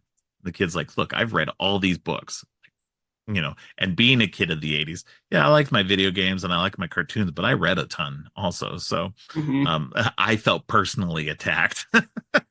I mean, But yeah. Coriander's like the most lovable, mean old man. right. Yeah. Yeah, he's definitely one of those characters that you that because he tells Bastion which is the main character, he tells Bastian about this book that he's reading, and it's a book that you'll get lost in a real way, not in a it just lost in a book like we do in real life. But so Bastian's like, oh, I want to read this book, and he's like, no, that you can't read this book, and he gets a phone call, and Bastian's like, all right, I'm gonna steal this. Yeah. But and it's implied though that it was kind of like a reverse psychology. Oh, it was a move. setup for sure. Yeah. Yeah, he wanted him to take the book. So yeah, it's funny because he does take it. He leaves a note. Don't worry, I'll bring it back. So, but yeah, he runs to the school. He's already late for class now. And instead of just going into class, he's like, nah, screw it. I'll go upstairs into the attic, which is weird. Like this weird storage attic in the school that's like got all this stuff, including a skull, a human skull on the shelf behind him. I've got a whole lot to say about this school and this attic. All right, hit me. Okay, so first off though, what was I gonna say? Oh, the idea that 10-year-old kid is allowed to walk to school alone in this city in the 80s. You're like, well, welcome to the 80s, really, though. Yes, I mean, no, that's fair. We wouldn't do this like these days. I wouldn't allow my kids to do that. Yeah. But like back then in the 80s, we did. We were like, people don't understand. And I know people have heard this before, and people who didn't grow up in the 80s, maybe the early 90s, we went outside. We were told to go outside in the morning and not to come back until the lights came on, until the street lights came on. And that's what we did. We were like, maybe we'd come back for some lunch or a drink or something like that. But for the most part, we were outside doing the most random crap, getting in trouble, doing the most random stuff. Like I will tell you, the incidences of child-caused arson was high in the 80s because we're like, okay, we've got matches and we've got free time. We're gonna burn stuff. So, so it just like stuff like that, vandalism, like the weirdest, like all these crimes that kids created and did in the 80s were just weirdly dumb. But that's because we were told to go outside and not come back by our parents. Yeah. Like, I don't want to see you for hours. So I can fully get on board with this kid having to walk through. I'm assuming it's New York, but I don't know that it's necessarily New York. Yeah. It's definitely a big city. He's walking through a big city to go to class. Go ahead, continue though. No, that's fine. I always kind of assumed it was New York, but I also wasn't entirely sure. Right. But he eventually gets to class, and the first thing that really hit me is he's walking up to his door to go to class. That door is ginormous. Yeah. Like, it's ridiculously huge. I do not understand where they are. Yeah. Are they in like an old armory or something? Like, right. He has to get a chair and get on top of the chair to like barely peek through the tiny window that's at the top of the door. And the doorknob must have been like up here or something for him. Yeah. But I was just like struck by that. Yeah. And so, and it maybe there's a symbology thing going on with like, just trying to make him look more meek and small and and that could have been something like that. But then he decides to run upstairs to the school attic, where they just keep the key out, available to anybody. Right. And apparently nobody ever goes up there. And this attic has all kinds of weird shit in it for a school. It's got school stuff in it, but it's definitely like, things I noticed that were like, on that shelf too, were like scientific equipment. And that's what I would assume the skull was from, was probably one of those like skeletons they had in classes, in the science classes. More than a skull. Like, there's just straight up bones back there on the shelf in multiple places. That's so funny. Like burnt down candles. And you're like, okay. So there's like coven that meets up here Yeah, and does there's a spells whole or cult thing something, going on up because there. it just doesn't make sense otherwise. And it's a huge Yeah, it's a attic. big room. Yeah, Um, and yeah, it's a cool room. It's yeah, definitely one that, like, again, stays with you. You've seen the movie and you're like, yeah, this kid gets to hang out in the school attic and read. And and somehow doesn't have to worry about rats or bugs or anything of yeah, any of and that sort. they show mice up there at one point. And there's, a bazillion spider webs. Yeah, Um, but and taxidermy, lots of yeah, taxidermy. Um, but yeah, in creating a cool room, they did a great job. They just didn't yeah. really make it fit with where it's supposed to be. Yeah, I don't remember any like, and to be fair, like I was a good kid who wasn't roaming around schools and stuff like that, but I don't remember big giant attic rooms like that being Yeah, accessible to kids. yeah. I wouldn't even know where the attic would be Right. in my elementary school. Like, no idea where that access door would Right. be. Yeah. Um, Schools in 80s movies were very bizarre looking and yes. had all kinds of like boiler rooms and everything else. And I'm just like, these rooms really exist in these schools? It's quite possible they did. I just wasn't aware. Too funny. Yeah. Yep. But yeah, he gets settled in. He pulls over a I guess like a gymnastics mat to sit on. You know, be fair. I mean, it's probably the most comfortable thing to sit on if you're going to be there for a while.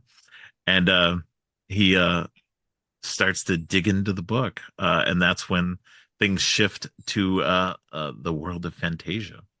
Hmm. Um, and Which has a different name in the actual book. Yeah, it's like Um, Fantastica. Fantastica, which, Yeah. of all the changes that they made, sorry, Fantasia is a better name.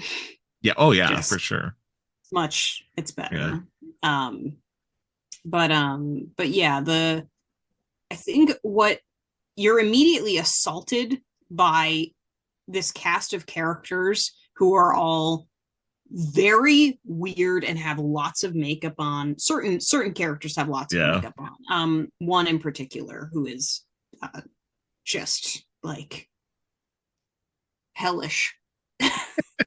and um and and this scene of like this thing rolling towards them, Yeah. and then it's a very quick like sequence um of this like clipping to this person's face and this person's face and this thing's face and this thing's face as this thing is rolling towards them, and you're like, wow, they really nailed the tension here. Yeah. And you're also just like, it's a lot to take in. Yeah. And what a way Once to you're, start a story too that yeah. you're jumping into for the first time. This is the beginning of the story of this book that he's reading. And it's just it's just crazy. All right, and go ahead. you've not been introduced to these characters either, so you're just kind of like, oh yeah, there's this cute little guy in a top hat and a really adorable snail, and then what the fuck is that thing? Right. And then the adorable bat, Yeah. and uh it's but then it, mellows out a little bit, and you're just kind of like, all right, you've got these three kind of goofy dudes who are hanging out. Yeah. And you get introduced to the rock biter, Yeah. which is just a really neat concept Yeah. of a character, and his story, which eventually becomes all of their stories, which is that he's needed to flee his homeland because the nothing has come and started to take over. And Yeah. the concept of the nothing is, I think becomes more and more terrifying as the movie goes along. But it's presented in such an ominous way in this initial story that just like they did such a great job with presenting it. Oh yeah. No, because I mean, basically what the nothing is entropy. You know, it's the end of the universe. It's like that's really kind of what it boils down to is it's just this like this metaphysical like or natural occurrence that like you know they're trying like that can't be stopped. And it's like thinking about that like and being in the 80s and being a kid and watching this and just knowing that this eternal darkness is coming for you that's some scary stuff. I mean that's scary as an adult. I mean just thinking about that is just like man that just what if you couldn't stop that and you were trying to and you were hoping that this you know this person at the center of everything the childlike empress has some kind of power enough to you know somehow defeat this and yeah you know if even like the rockbiter says at the beginning that like you know his whole you know people and place where he lives was completely you know destroyed by the nothing. It's just crazy. It's just this weird concept to um boggle your mind, especially as a kid in the 80s. It's just or especially as a kid anytime like if you're a kid watching this then you know it's just like it's a very high concept in a lot of ways but also at the same time the most simple that just a nothing is coming to absorb everything and once it absorbs it all everything's gone. So it definitely and it's fun too because like you said this trio of people the rockbiter the night hob and what is it teeny weenie is his name. Teeny weenie is that's his name. That's his name. I didn't know that either. That is so unfortunate. I don't think that's ever said in the movie either.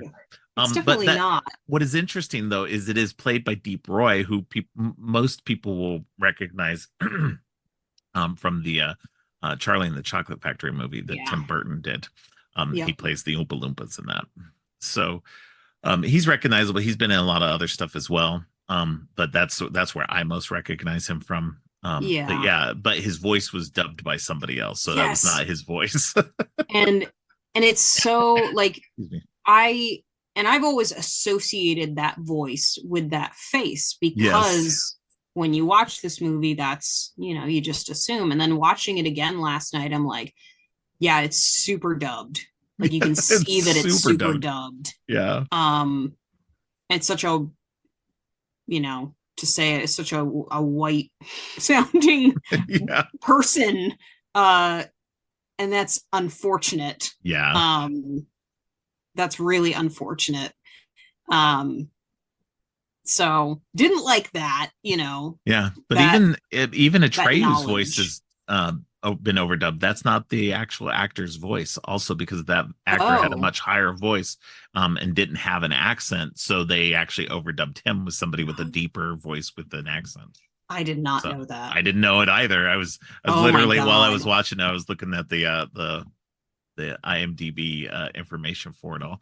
So yeah, it's definitely some interesting things to find out about because I just was like this very very weird that they would do that, but I guess you know in that way it makes sense. I never realized because the voice seems to fit with Atreyu. So well that's so I mean that instance, you associate it. It's just oh. That just like rocked your knowing world.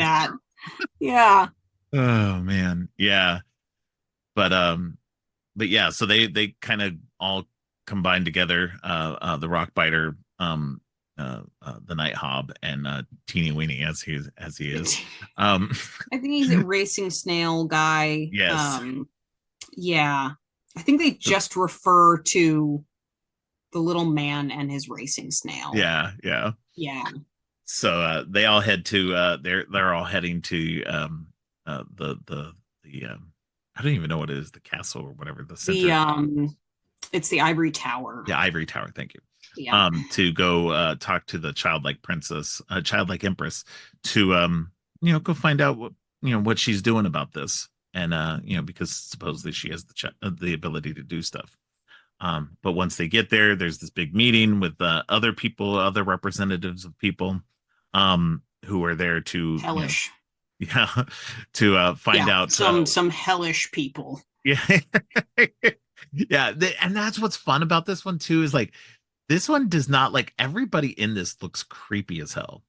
Oh yeah. This is not a movie where they like made anything remotely kid friendly. They were just like, what's the creepiest creature we could make? Let's do this.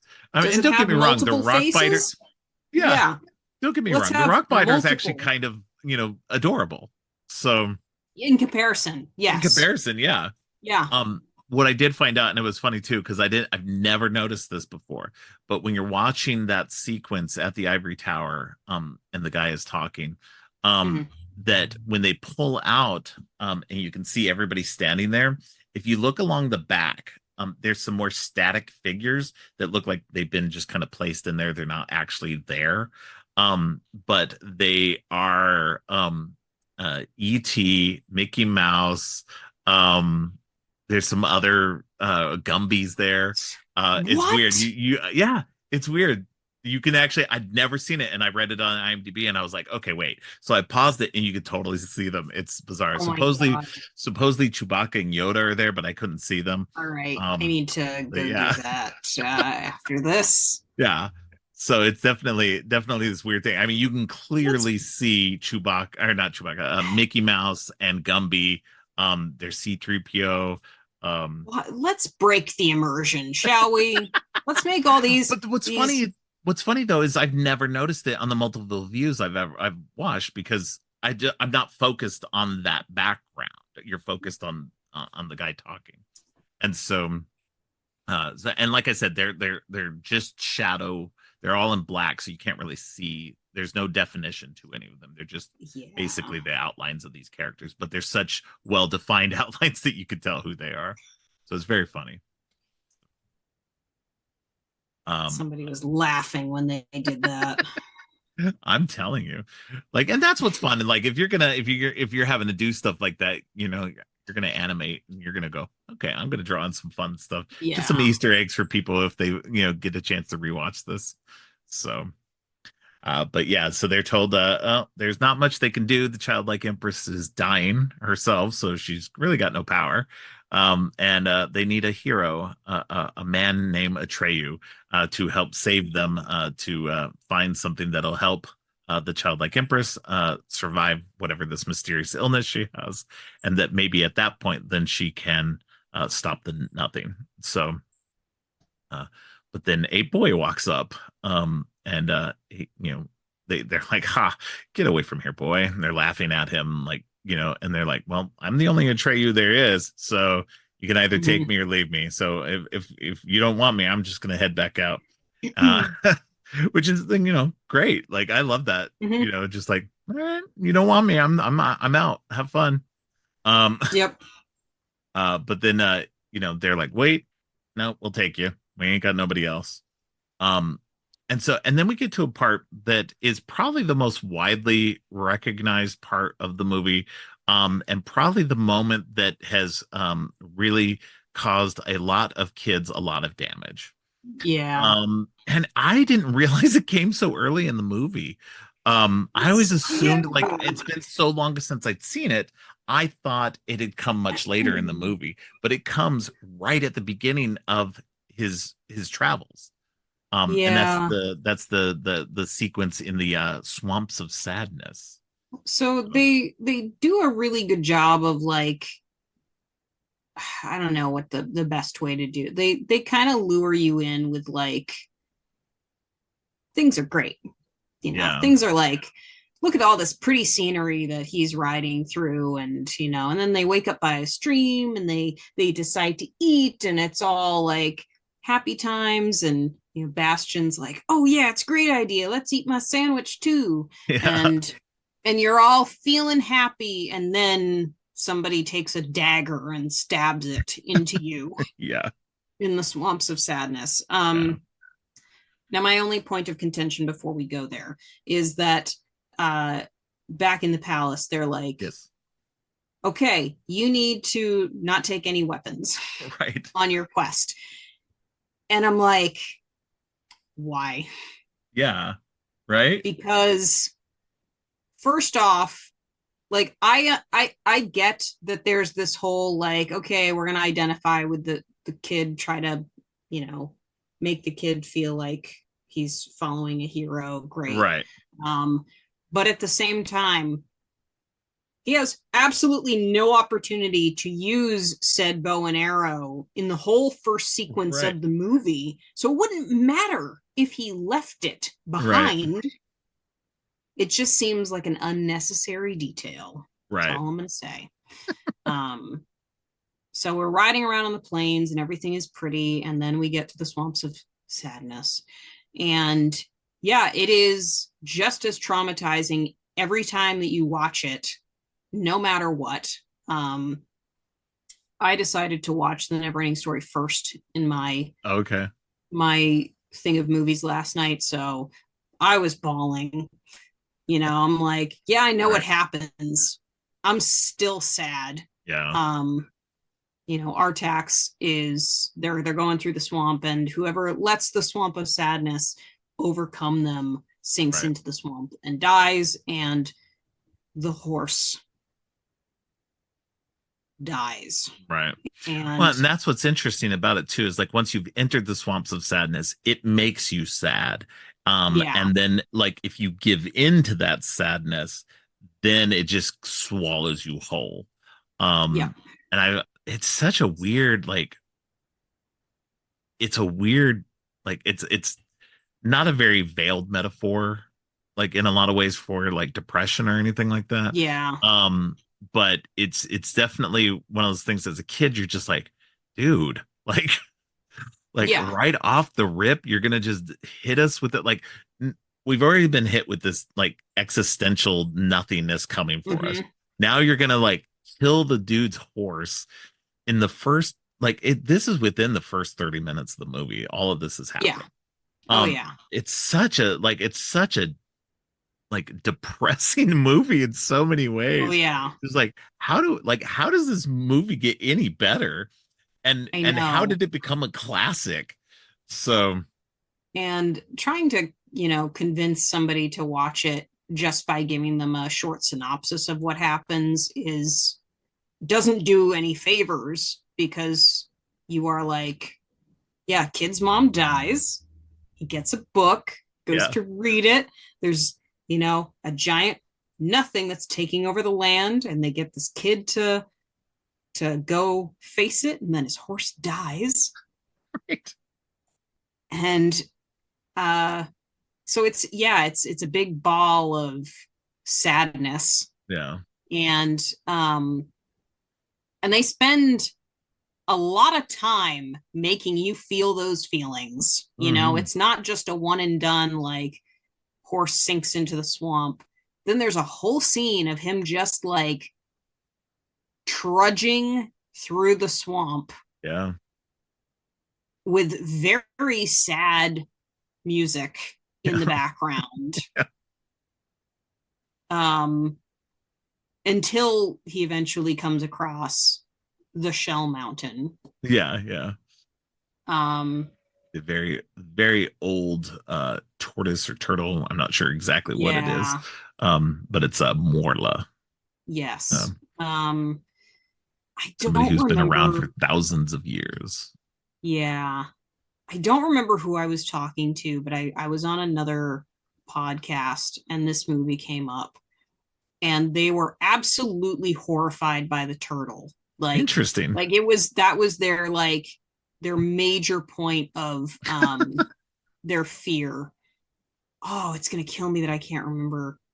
It was a fairly recent conversation too. But it is scary. It's like, you know, it's a giant turtle head, and it's like, you know, 10 feet from you, and you're tiny. Um, it's yeah, Yeah. it's definitely frightening Oh and yeah. unexpected. Um, but also probably one of the more aggravating points of the movie because you've just come out of this very sad scene and your character has made this sacrifice to get some answers for their quest, and now you've met this really obnoxious character who does not give a shit about you or your quest or Right. anything, and is just like, yeah, you have to go all the way over here, but it's 10,000 miles away. Yeah, it's fine. Just sink it in the swamp and be sad about Yeah, it. yeah. Just give up. Yeah. Yeah, Yeah. just And like, the and worst. she keeps saying, not that it matters, Not that because it she's just matters. like Yeah. she's just given up. She's lived for thousands of years already, and she just doesn't care anymore. No. And she's gone insane because she's talking to herself. She refers to Oh herself yeah. as we. So it's definitely an interesting. And then it goes into an interesting, more deeper thing. In terms of um mythology in a lot of ways too, because turtles have been you like are in multiple uh spiritual, especially in Native American cultures, where there's turtles of gargantuan size who carry the world or the universe on their backs. Mm-hmm. So I found that to be interesting, as something I learned later on, and to see it kind of symbolized in a way here, but also because tortoises are extremely long lived, just in general compared to most animals, Mm-hmm. and some live to be even older than humans. That it's a fascinating use of the animal, Yeah. for multiple reasons, um, that I found, especially interesting on this current rewatch, because I don't think I've watched this movie in like probably 20 some odd years. Oh Um, yeah. yeah, so it's been a while because I used to see it a lot as a kid. So but just not as much as an adult. So going back and kind of Mm. rewatching this now with older eyes is kind of a little bit more interesting. Same with Yeah. Return to Oz. Sure. Um, but yeah, so he ends up um you I don't really remember after that point, but he does kind of start to give up. I think he's trudging back through it, trying to get through it Yeah, all. more sad Yeah, swamp trudging. yeah. And then this creature is coming after him. Um, that looks like a wolf. Yeah. We find out Coolest is bad guy character. right. Yeah. Gamorreek, I think Yeah. is how it's pronounced. Um, let's see. Gamorreek, yeah. Which is interesting. The voices of Falkor, Gamorreek, the Rockbiter, and the narrator are all voiced by the same person, Alan Oppenheimer, Mm-hmm. who is most well known as the voice of Skeletor from the Masters of the Universe cartoon. So, um, but this is when we meet Falkor, as it were. Mm-hmm. That as Atreyu is succumbing to the swamps of sadness, and this Gamorreek is just about to reach him. Falkor comes down, swoops down, manages to Atreyu manages to grab onto him, and gets pulled out of the swamps of sadness.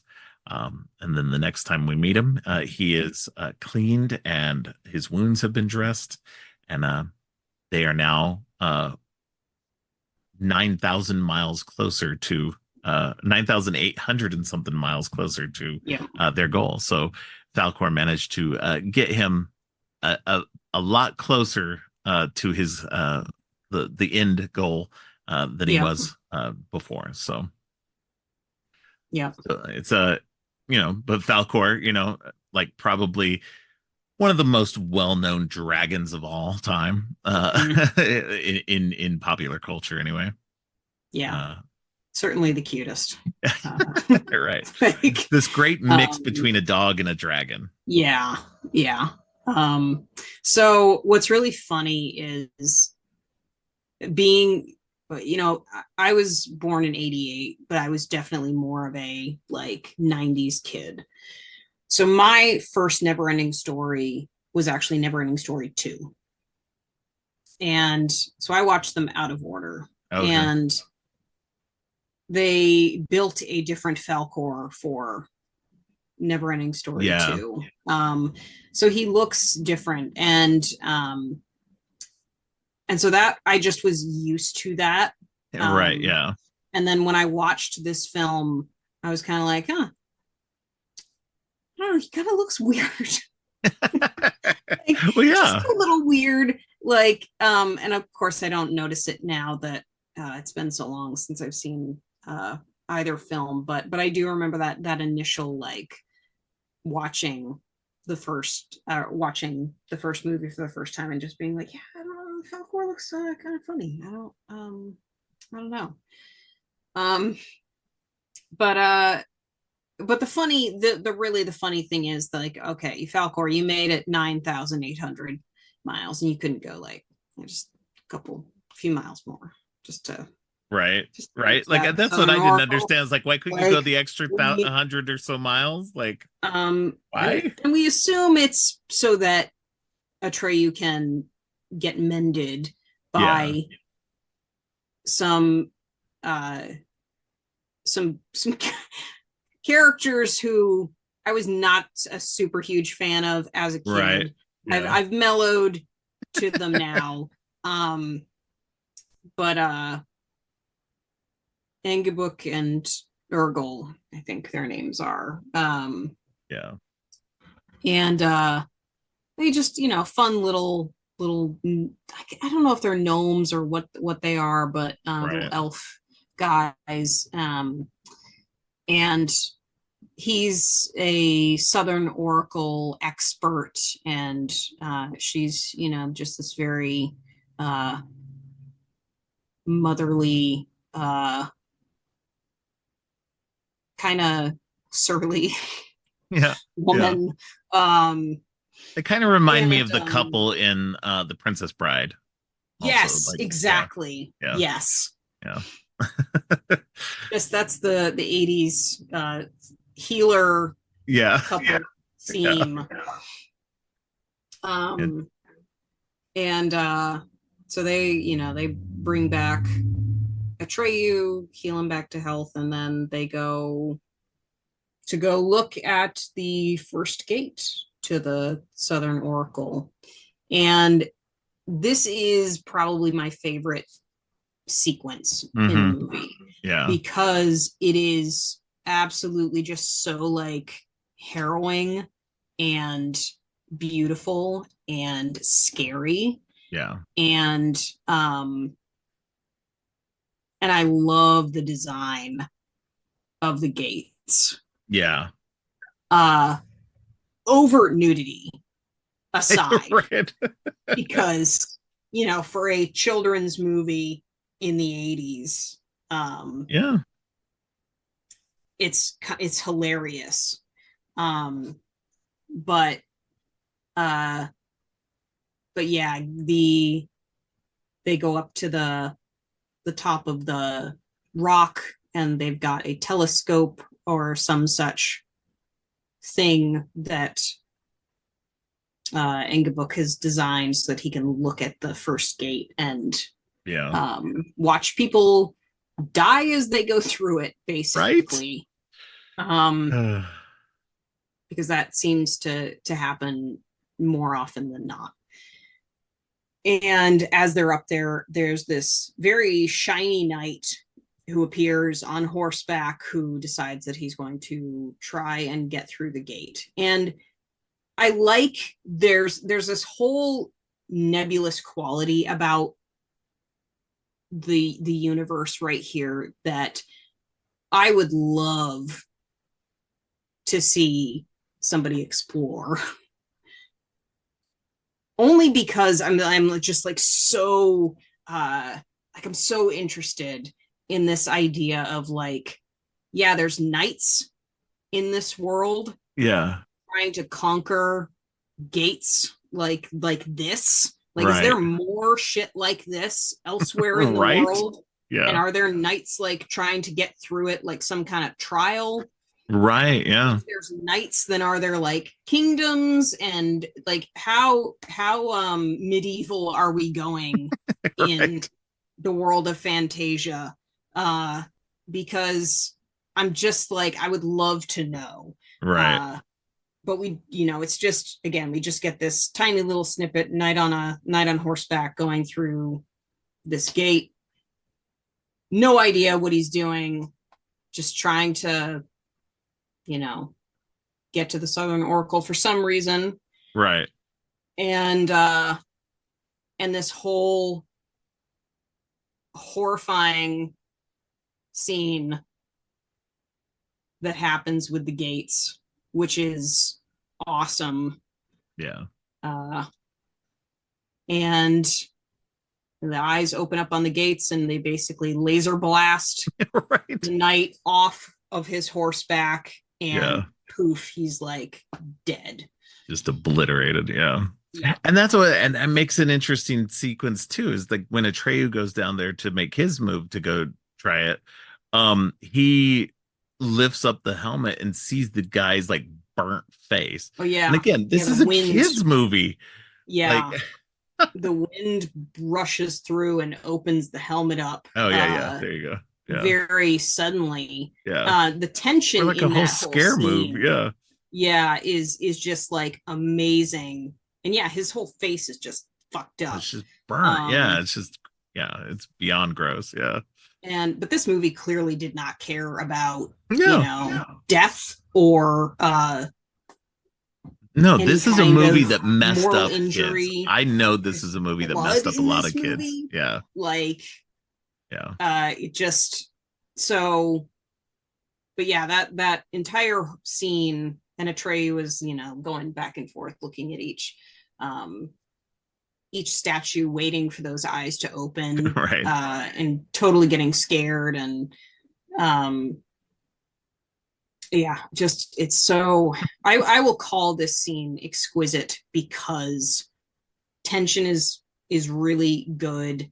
Acting is amazing. Yeah. The artwork is amazing. The music is amazing. It's just like, yeah. No, it's a very good sequence. Yeah. Yeah. Yeah. Yeah, this is, and he managed to get past it. That I don't know how he gets past it just by jumping through it. Yeah, he runs and jumps. He just runs and jumps. With, I guess maybe the help of the kid, Bastion, helping to push him along in a way. If you want to call it that. Yeah. But he gets past it, and it's and it gets to the second stage of it, which is like almost the same exact oracles again, but apparently good. It's that's after the second gate. Oh, is it? Okay. Yeah. All right. I just watched this too. I think it's just because I just watched it. I miss it. Like, and we've talked about so much. I've had to absorb a lot.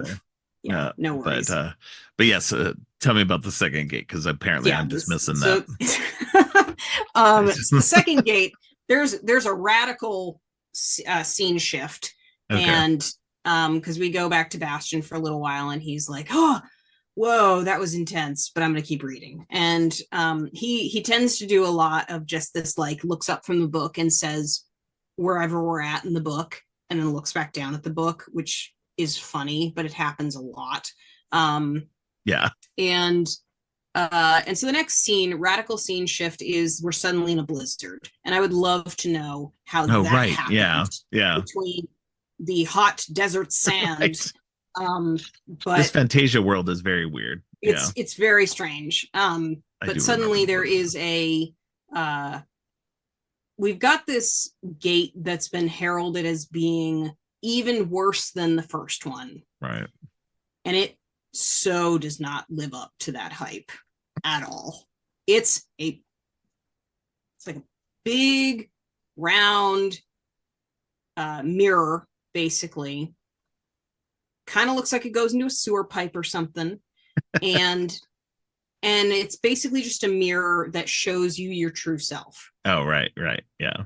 And boy, wouldn't this have been a great location to put another dude seeing something absolutely horrifying in his reflection that it causes him to die, because we really needed something to make it seem like it was scarier than it actually was. Because Atreyu walks up to it and he sees the reflection of Bastion. Mm. And that's not scary to Atreyu. It's scary to Bastion, who's like, whoa, this book is showing me, it's seemingly showing me. Right. And I think they did a really good job of showing his fear. Really didn't do a great job of showing any fear on Atreyu's part, because he's just kind of like who's this kid? Yeah. I'm gonna walk through, and does so.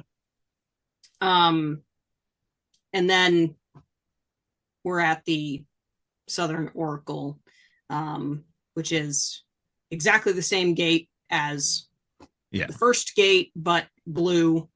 Right. And with some, twin voices echoing. Again, very cool. Still liked it. And then finds out from the Southern Oracle that Atreyu needs to find a human child to give the princess a new name. Right. Which is a whole lot to unpack, but also should not be super surprising given the fact that he's just seen a human child in the mirror. Yeah. But he completely forgets what happens at the second gate, like the rest of us. Right. I think it's just weird. It's such a weird random like bit that you just don't like think about it again later. Yeah. It's bizarre. Not to mention the fact that Atreyu has to run back through all this shit to get to Falkor, presumably. Yeah. So again, could have had a little more. Like, got to get past that first gate again. Uh-oh. Yeah. But we cut to, Falkor. He's on Falkor's back, and we get the very memorable scene of them flying, trying to find the boundaries of Fantasia. Right. While he's flying on Falkor's back through all of the gorgeous scenery. That is clearly on a green screen, but still, right. It's still beautiful. It's definitely one of the highlights of the movie. Right.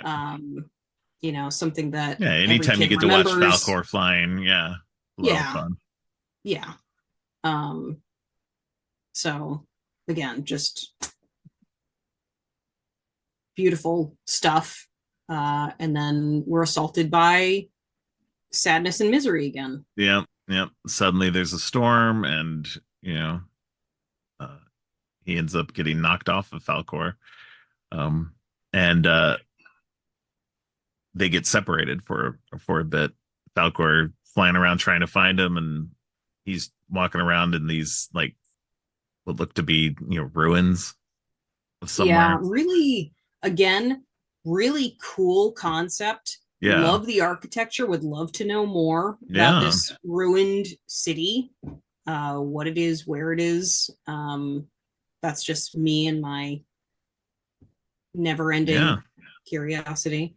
And that's when Atreyu runs across the Rockbiter and finds out that the Rockbiter, couldn't stop the Nothing from taking the Night Hob and the Teeny Weeny out of his hands. Yeah. So, and the bat and the snail. Bat and the snail, way cuter than either of the guys, just gonna say. Right. If he had saved the snail or the bat, I would have forgiven him. Right. But But this movie, it's not going to save anybody. It wouldn't save the no, horse in the first third of the movie. It's not going to no, save anybody else. no. So, and then, he's walking through these ruins and he's seeing scenes from, earlier in the movie. He's seeing him Yeah. heart attacks, and so it's like, how are these painted into these ruins? It's like, so it really kind of goes into this weird mythological thing where everything is circular, like everything that's happened before will happen again, and in this way it's very much like exactly that. It's very odd. Yeah, it goes back to my whole like, I want to know more about these ruins. I want to know more about what's going on here, because if there's more about this world, people painting this that presumably knew that all this shit was going to happen, like, and then their whole city got messed up. Well, and in a lot of ways, this kind of goes into the way of stories. I kind of feel like too that, when we enjoy a story, we're going to read it or watch it again multiple times. And that's kind of what this plays into in a lot of ways, is this, like I said, just even in mythology and in folklore itself, there's this, circular nature to the world. But there's, that's how it kind of is with stories as well, that, this is a story we'll keep coming back to. And that, I kind of wonder if that's kind of the metaphor they're going for in it, is that this story, because it's this movie's about somebody reading a story, that's what this is about. And I it's very interesting, and kind of works in a lot of ways with the nothing as well, because at the end of the book it's over. The world is gone. You've moved on from that world into maybe another world that you're going to read about too. So there's very much this interesting aspect to this movie that I had never thought about before, until we started talking about it, which I love about talking about stuff like this. So but yeah, that's when he's looking around, looking at all these pictures of events that have already happened, and then he sees the wolf face inside of like a little cave or something like that, and hears a growl, and turns around, and it's like literally right there. Yeah. And he's confronted the by Gamork. Yeah. Somebody, like, I saw it was described somewhere that the Gamork was a wolf vampire, and I was just like, okay, I get the wolf. I'm not sure I get the vampire part. Right. Yeah. I think it's just the really long teeth, I guess. I don't know. Maybe. But the Gamork is a character that I think has more page time in the book. Probably, yeah. If I remember correctly. And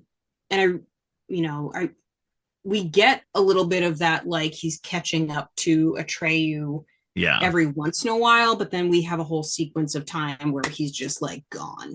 And so you almost forget about him. And when this happens, it's like a whole, oh, that's right. We have this character that is actively hunting down our hero. Right.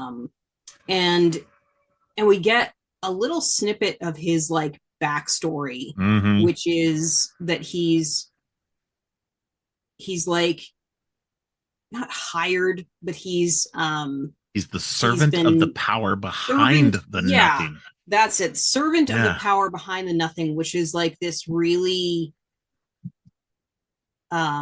you hadn't even like gotten to thinking that there was anything behind the nothing. And you find out that there's something behind the nothing, and you're just like, what? And that's all you get.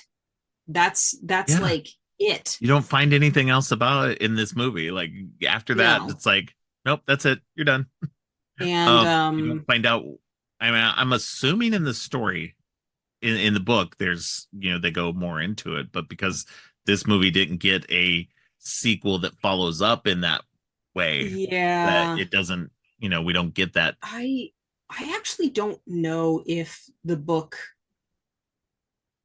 if there's anything in the book about there being like a power, like a sentient power behind the nothing. Yeah.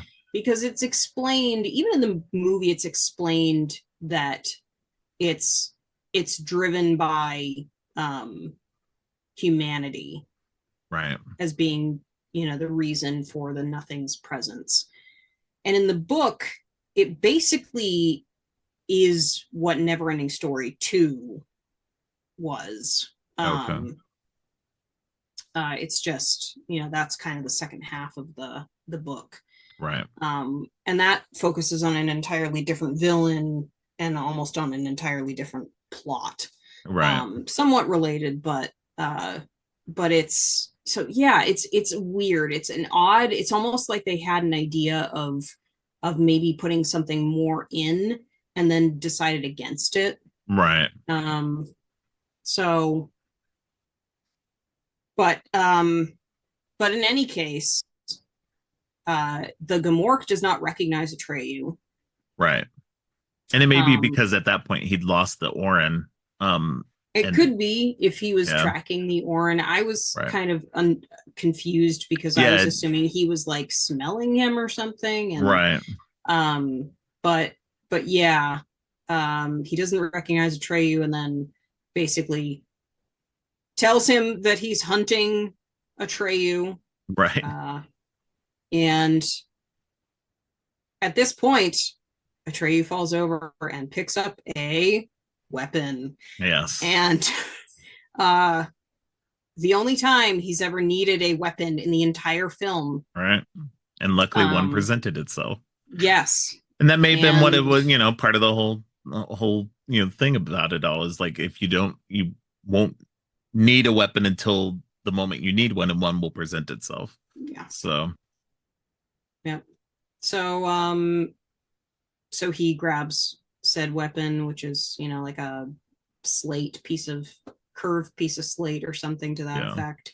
And yells at the Gamork to attack him because he'd rather die fighting. He's Atreyu. And then the giant Gamork, who we hadn't really had an idea of like scale size before, leaps at him and he stabs it. There is blood. Yes. This is like the first real time that you get genuine blood on on Atreyu's hands and like everything. And then things start getting crazy with the nothing again. And it starts like taking the rest of Fantasia away. And luckily at this point, Falkor has found Orin and finds Atreyu and once again saves him at the last minute. And then we're suddenly flying through not outer space, but basically, a nothing world. Right. What's left of the universe. Yeah. Yeah. And that's like, it's definitely like a really depressing / abysmal part of the movie where you're kind of like, well, the character failed. Our hero failed. And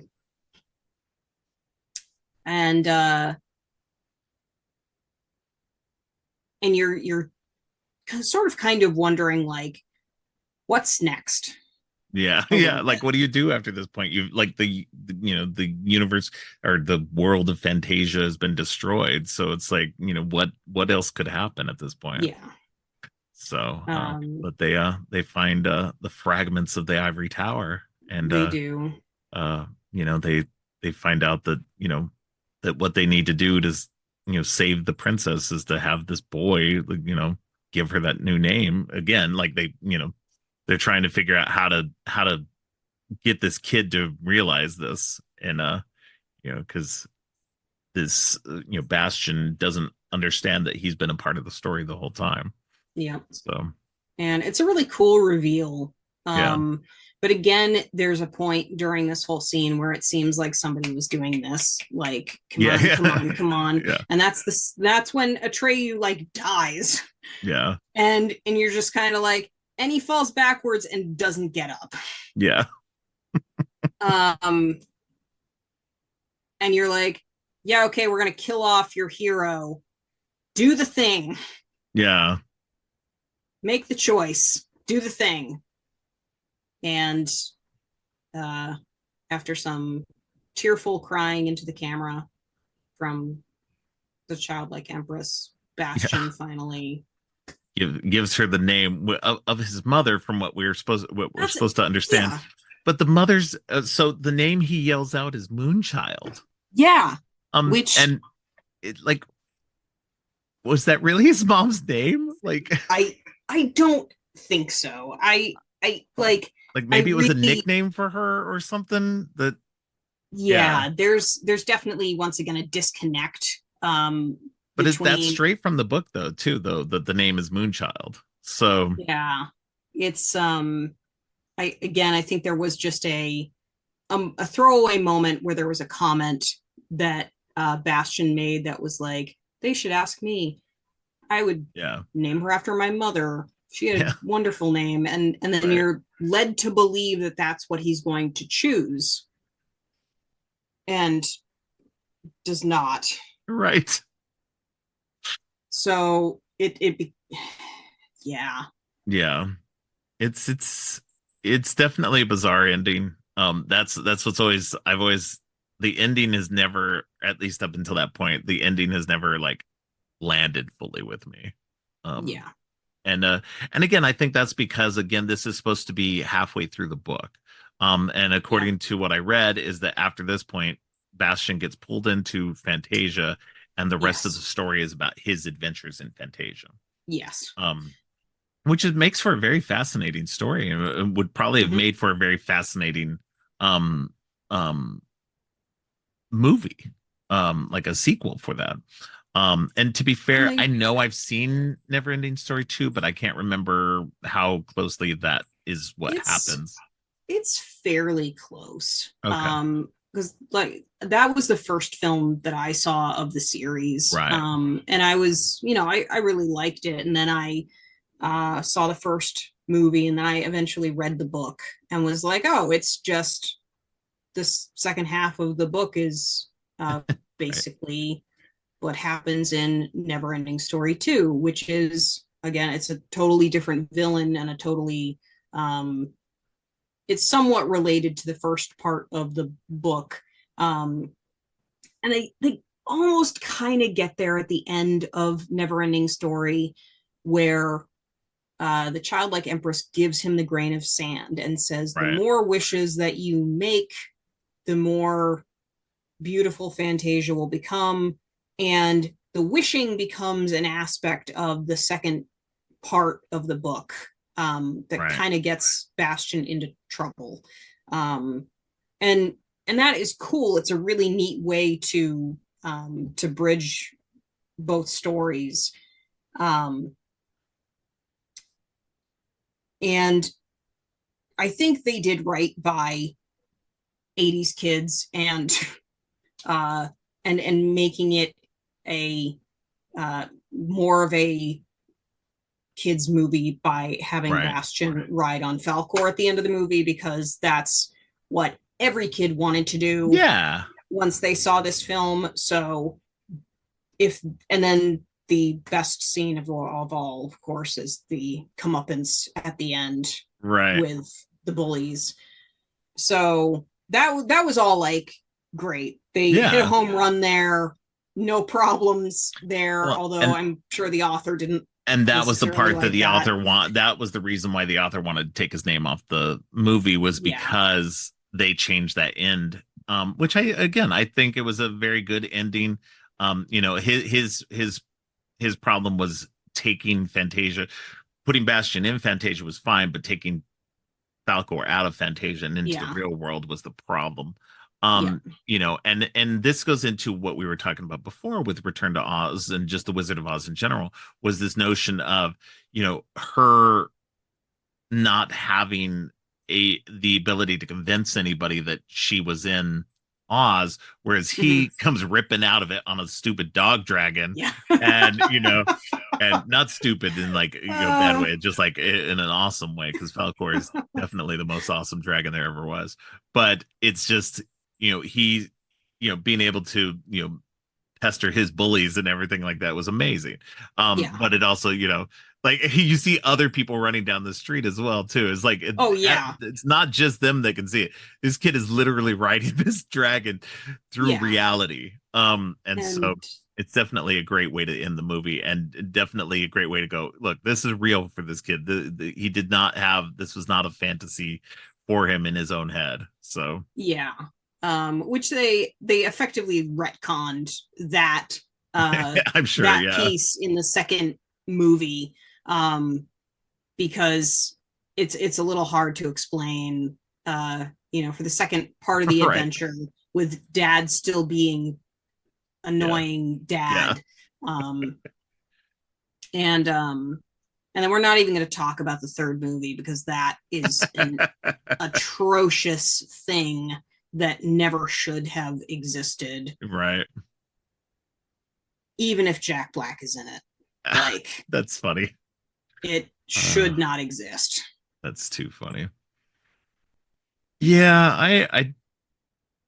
I know I've seen the I know I've seen the second one in pieces, I think. I don't think I've seen it fully. I might have seen it fully. I don't even know. But for sure, um I have never seen the third one. Um Yeah, because I don't. think that came. Yeah, I don't plan on it. The first one's just the classic. I think you could be done with just watching that one, never watching any of the other ones if you really didn't Mm-hmm. want to watch any of the other ones. And I don't think you'd be missing out on anything. The first one's just a classic, one and done. Um, but yeah, definitely like putting these together. It was a lot of fun in terms of um, like you know made movies made from books right around the same time period, definitely um movies that for 80s kids kind of messed us up in a way, in a little way, but at the same time we'd already seen a lot of other messed up stuff, so it really Yeah. wasn't as bad. It depends on when you watched it. If you're an older Yeah. 80s kid, like I said, for myself, when Never Any Story came out I was 10, and when Return to Oz came out I was 11. So what is that, fourth, fifth grade, somewhere around there. So a little older. So I'd already seen some stuff, so it wasn't really as bad. Because what ET came out in '82. Some of the other, E.T. yeah, so the other stuff that just kind of messes you up, had already come out by that point. So by this point, I was already desensitized to stuff messing Yeah. me up. Um, but yeah, but these are both a lot of fun. They were a lot of fun to kind of revisit for the first time in a number of years. Um, and yeah, no, it's they were both a lot of fun to go back and rewatch. So, and a lot of fun to talk about. So, Yeah. Yeah. but yeah, I liked going back and yeah, rewatching them too. yeah. I appreciate you bringing those to me to talk about on the show. Was there anything else you wanted to mention before we close out? Um, I I will just randomly mention that if you are fans of lots of trauma, that's basically what I write. I write Okay, grief horror and traumatic horror. definitely. Um, Clearly inspired by the films that I watched as a child. Right. I was actually doing a blog series where I was going through and like breaking down each film and talking about elements of grief for a while. I need to get back to that. But I've got a new grief horror book coming out at the end of August, which Yeah. uh, includes some dead animals. I'll just throw that out there because we covered that quite a Yeah. bit in today's episode. So if you guys are interested, you can check out my website at katherinesilvaauthor.com. Awesome. Yeah. And where can people find you online? Oh, I'm just about everywhere. Facebook, Instagram, Twitter, Threads, Blue Sky, TikTok, unfortunately. But need to be on TikTok for Yeah. the Return to Oz reference. So There you go. All right. Yeah, go check her out, katherinesilva.com, katherinesilvaauthor.com. And I assume all your links are there on the website as well. that they are. Yep. All right. Well, I appreciate you coming on. This was very fun. And we'll have to get you back on again sometime soon. Yeah, that'd be awesome. I had so much fun. So thank you. Yeah, thank you. All right. Thanks again to Katherine for joining me. Next week, Violet Hammond returns to the show to talk about the Guardians of the Galaxy holiday special. Thanks for listening. If you like what you've heard, please consider giving the show 5 stars and a review on Apple Podcasts and Spotify. And share the podcast on social media to help spread the word. Make sure to subscribe on your favorite podcast app or at creepyandgeeky.com. Music for the podcast is Gratitude, composed by Harper Smith. You can follow the podcast by going to creepyandgeeky.com and clicking on any of the social links. If you'd like to follow me, you can find my links at geekthulu.com. You can support the podcast by ordering teas and more on TeePublic or by donating to the coffee page. All of the links are in the show notes. Finally, don't forget, stay creepy.